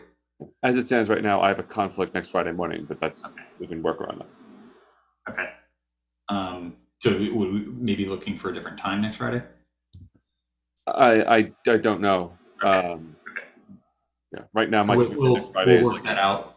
Sort of scheduling for that meeting, whether or not maybe we could do an 8 o'clock to 9 o'clock, or whatever makes sense. 6 to 8. Yeah. I'm up anyways. Let's go. I'll offer up 7, but not 6. I'm with you. Okay. If we could do 3, we could all go back to sleep. Oh. What do you mean back to sleep? Yeah. I thought you were suggesting 3 p.m. I'm like, oh, an afternoon. Right. All right. So we'll work out the scheduling. We suspect we'll need some of that. We obviously are going to get, sort of a certain amount back from them Monday night, and there'll be some. And if Region 9 is going to go forward with a first reading of something on Tuesday, I think it makes sense to sort of commit that we all agree to first read the same stuff. Otherwise, we've created so many different threads that it's a nightmare. So yeah, and I think there's a nice collection of things, and if Dory can get us more, then good. Agreed. right. So then by May 10th, all 3 boards will have first read somewhere between 50 and 70. Yeah. And John and Sarah, I guess the 2 of you, after you connect with Dory, would just decide on what those first readings would be, right? I'm totally fine with that. I'm actually suggesting. I mean, it's just as much as we have recommendations from Shipman, right? It's the maximum, amount that we get from them. I haven't looked at the Region 9 bylaws, but what sort of formal written notice needs to be given from agendas or from distribution? Because if you're not talking about getting this until Monday afternoon, you're going to be awfully tight on timing. Oh, on which specific policies are being considered? Correct. If it has to be, I mean, obviously it's a regular meeting, so theoretically you can adjust the agenda, but that is a little bit squishy when it comes to written notice of changes to bylaws or to and policy. I wonder, you could overestimate and you're not going to get in trouble. It's when you underestimate, right? So policy 9311 for Region 9 says that policy proposals and suggested amendments to or revisions of existing policies shall normally be submitted to all members of the board by the superintendent prior to a regularly scheduled meeting in which they will be discussed. Policies will, barring emergencies, be adopted only after 2 meetings. The agenda and minutes shall be marked to indicate policy matters, whatever that means. The formal adoption of policies should be a majority of the board, blah, blah, blah, blah, blah. So everyone's been sent the links to all the policies, and the agenda says policy changes. So I think we're done. Right. I think you can argue that it's efficient. That's the one thing that might be worthwhile is that people should already understand that we're talking about removing all the old policy, in favor of this eventually. So it might be worthwhile to say, hey, and by the way, here's the link to where you find all the existing policy that may be removed, right, in favor of these new policies. Yep. So then there's no excuse for it. I don't think you're going to get anybody who's like, oh, you didn't tell us we were, but. I mean, if you want to be a hyper technocrat, you just make sure that Dr. McKinnon sends a link to the board because he's the one who's responsible under the policy for disseminating the information. So he's. Yeah, I think the board knows how to get the existing policies on the website. I would hope so. Well, I am familiar with people making mountains out of smaller molehills than that. So. Well, and we also said that we may copy the new Shipman and Goodman model policies as we've talked about them today over to a new folder. So I think it might make sense for us to send that new folder. I think we'll consider the current, like what our working policies that we've been using. I think that is the folder. So they've already received it. Like we're good. I think with the copy that we make will be, once we hear back from Shipman, we're snapshot of all that stuff over to a new thing, which becomes the working place for us for second right? So that Okay. everything we've been doing I gotcha. is the current and what will be snapshotted. Preserved. And changes can be made between first and second Yeah. reading. Right, but the board should Unless maintain bylaws say a that they record of the first reading, the document as it was first read. No, yeah, no, without a doubt. I'm just saying, even the optional stuff. I know we've done policies before where I think if you are more inclusive and you put the policies with the optional stuff in there, and then we have said adopting the policy but taking that optional part out, I think it's harder if you don't have it in there and then you say, oh, and adding the optional. I think it's just, for awareness for the public and to give the board members and the public the month to kind of go through and see if there's anything they see in there that requires changes. Right. Right.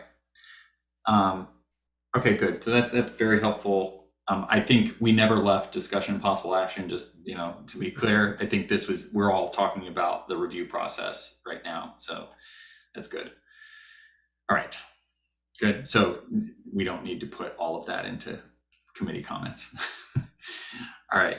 So good. Just as staying on that. So then we're going to get a list of recommended policies to adopt and recommended policies to repeal. And well, we're going to say repeal everything except. Well, that's what. Well, again, I had said that Preservation before. list. So it would be repeal everything except this, Right. and adopt these policies. Yeah. Right. And that list of everything except, if we were only talking about that one slide, that's not crazy. I can do that. I can go find those this weekend. Because we're talking about more than that slide, I'm going to need help to track down the existing policies and map them so that we have a clean list. Because they're going to be different for each district too. Yeah. I mean, That's where it gets really everybody's kind of got to do their own in that case. That's right. Yep. So I think we take it's in that presentation, which everybody should have access to. It should be slide 7, 6, and it depends on sum of 5. Right? If Shipman comes back on all of these and is able to give us clarification or give us permission to change certain things in a way that works for us, then it could just be slide 6 and 7. But people I think should probably do the work of mapping for their boards. Where are the existing policies for slide 5, 6, and 7, which is like 20 policies. So then does that need to happen for the first reading or no? If a part of first reading is saying we are repealing all except these, the these part of that statement is the mapping of, okay, where do these go in existing policies for 5, 6, and 7? And it's possible that by the time we're in that conversation, or you're in that conversation Tuesday night, that you're only looking at 6 and 7, and even on 6 and 7, it's minus, Title IX or something, so it'll be a subset of, it'll either be all of those policies Yep. you're keeping, or, somewhat less. Yeah, the But we reason still why have to do okay. Yeah, the reason why I ask is this region, I'm looking at our bylaws. Our bylaws have a provision, it's 9314, regarding suspension of policies, bylaws, and regs. I wouldn't necessarily qualify repeal of suspension, Yeah. but if one were to interpret, and there's no repeal wording that I can find in terms of process in the bylaws, but if this is a suspension, or if one has to default to suspension in the absence of a repeal clause, then it would require 2/3 vote of all members of the Board of Ed when no such written notice has been given. Yeah, that's gnarly. I think it's, I think it's Suspend is better. different. Adopt is kind of repeal is like adopt. All right. Yeah, I agree with that. Okay, good. Just want to clarify, just in case it comes up. And I'm also realizing I don't have to do that for Easton right now, and Chris doesn't have to do that for Reading right now. It's only Region 9. Yep. You have to do that in preparation for Tuesday, and then between Tuesday and when I do first reading for Easton, I need to do that mapping for myself. Nestled in Mike's comment, though, is an important issue that we started to address and then stopped addressing, which is these committees ought to make recommendations. And so there ought to be a motion to recommend that the boards adopt for first reading, or adopt these policies. 100%. That's right. Yeah, we need to. We haven't done any of that. And if Region 9 intends to proceed next week, Region 9 at the very least should make that recommendation. I don't know what that motion looks like because it is. Yeesh. Can we have a special meeting in advance of Tuesday? Not that I want to meet again, but. I mean, your committee could meet at 7:12 on Tuesday night. And once you've done all that road mapping and make that recommendation. And then And I John want- and Chris, Easton and We don't Reading need would to just do that. follow that mapping. Yeah, exactly. We're going to have to map separately anyway. Right. No, but I'm talking about the mapping in terms of the process of what's being advanced versus Yeah. what's being repealed. What's first reading? Right, Yeah. right, and- right. Yeah, I think that makes sense. I mean, if you're all comfortable doing a sort of quick meeting before that, and we don't need to be a part of that meeting, I'm happy We to could show or up. could not. It doesn't Yeah. really make a difference. Okay. Right. And so then just extending that to the next step, now we have everything for first reading except, what did we say, 13 or whatever that Yeah. Yeah. push out later Yep. bucket is. Yep. Then what is the sequencing with that bucket? I think Because, at the board, you I could have think- the second reading of some and the first reading of the others. Well, yeah, because I think the hope, I know the Region 9 board has been concerned just about the amount of, time that this is taking in the draw on the administrator, like just getting to the end where we have policies in place and go back to quarterly policy meetings to kind of update and everything. So again, I know the Region 9 board is concerned about that. And so it's just be helpful to be able to articulate what that timeline is, that we're not going to be into August with every Friday meeting still, the hope is to end them. I think, so let's imagine that we get 60 or 70 of these approved at second reading on May 24th. I actually think that's pretty likely. I think we're going to land there, which is fantastic. The remaining 10, right? So we have 7 right now on the we plan to wait. Some of those, we may say we plan to wait a long time, right? Like the Title IX, if they say it's compliant, you just updated it 6 months ago, you're good. We don't need to do anything on that. And it's just going to be that in that case, we don't have the Shipman one, we have ours. Some of those we're gonna say, okay, we got to figure out what is the hiring policy for certified staff. What is the purchasing policy? Right. And I think What is those the threshold for transfers? What does a transfer mean? There's lots of knotty questions in the leftovers. And I think those are mostly, they're either tri-board questions or questions where we're going to say we're not going to come to an agreement across all 3 boards, and the boards can deal with them independently. If we can come to an agreement across all 3 boards, fantastic. But I think it becomes I really think that after May 24th, we could go to a quarterly process. I would start with a monthly, and just say like, okay, are we good? And then it's like, cool. Now we move to quarterly, and we kind of plot these out. I would say probably that process is, okay, what's most urgent? And Shipman will probably give us that guidance. What is the, what are the things where we want to save it for a tri-board conversation? And we're just mapping out the remaining items, but And it looks like remember, we have 10 or fewer. remember that Dory said as of July 1st, there are 4 new policies that they're still working on. So Right. we'll have to address those 4 new in advance of July 1st, Right. when those are available. And our quarterly cadence may hit with that. Yeah, I guess the question really is that once we get this majority group underway, or and eventually adopted, there's let's just use a number. There's 13 outliers. Okay, the plan is not then to pick up on every Friday for the next 2 months to address those 13 outliers and There's no then point. continue with four. We're good with the 13.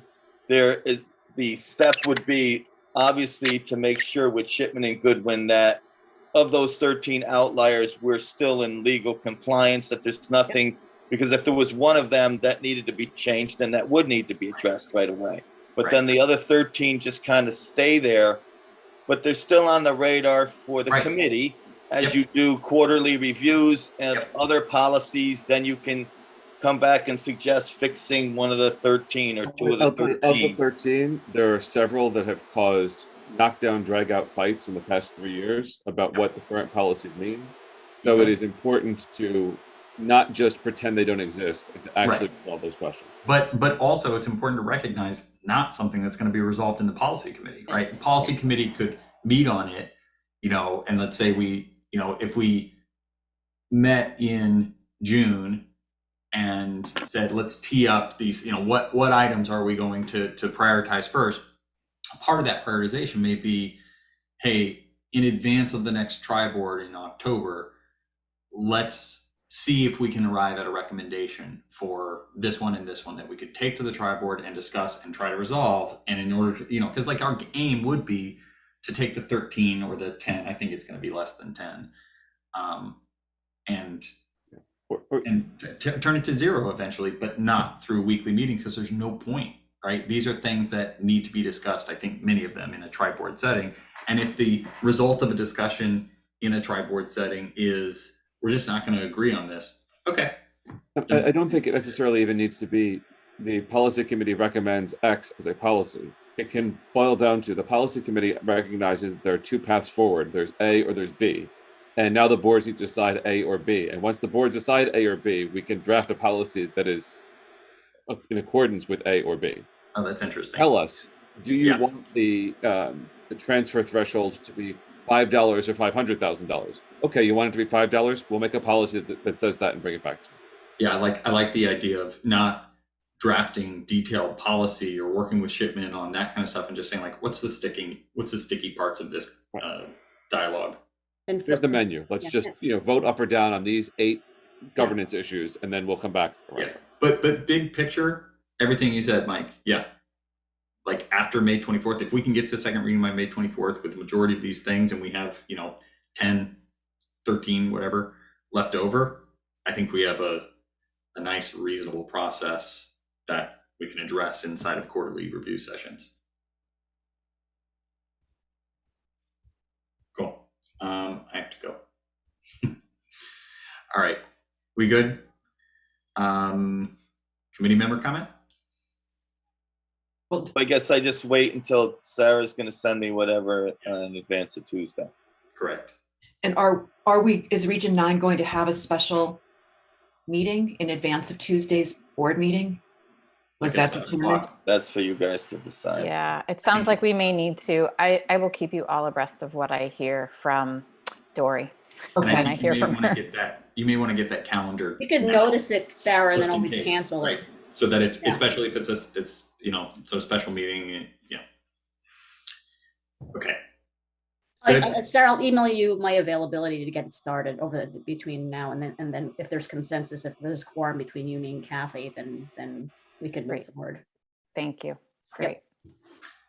Committee member comment? Great job, everybody. Yeah. Thank you. Do we have a motion to adjourn? Chris? Thank you. Joint committees adjourned at 11:02. All right, I move to adjourn the Region 9 Policy Committee meeting as well. And we Great. will talk soon.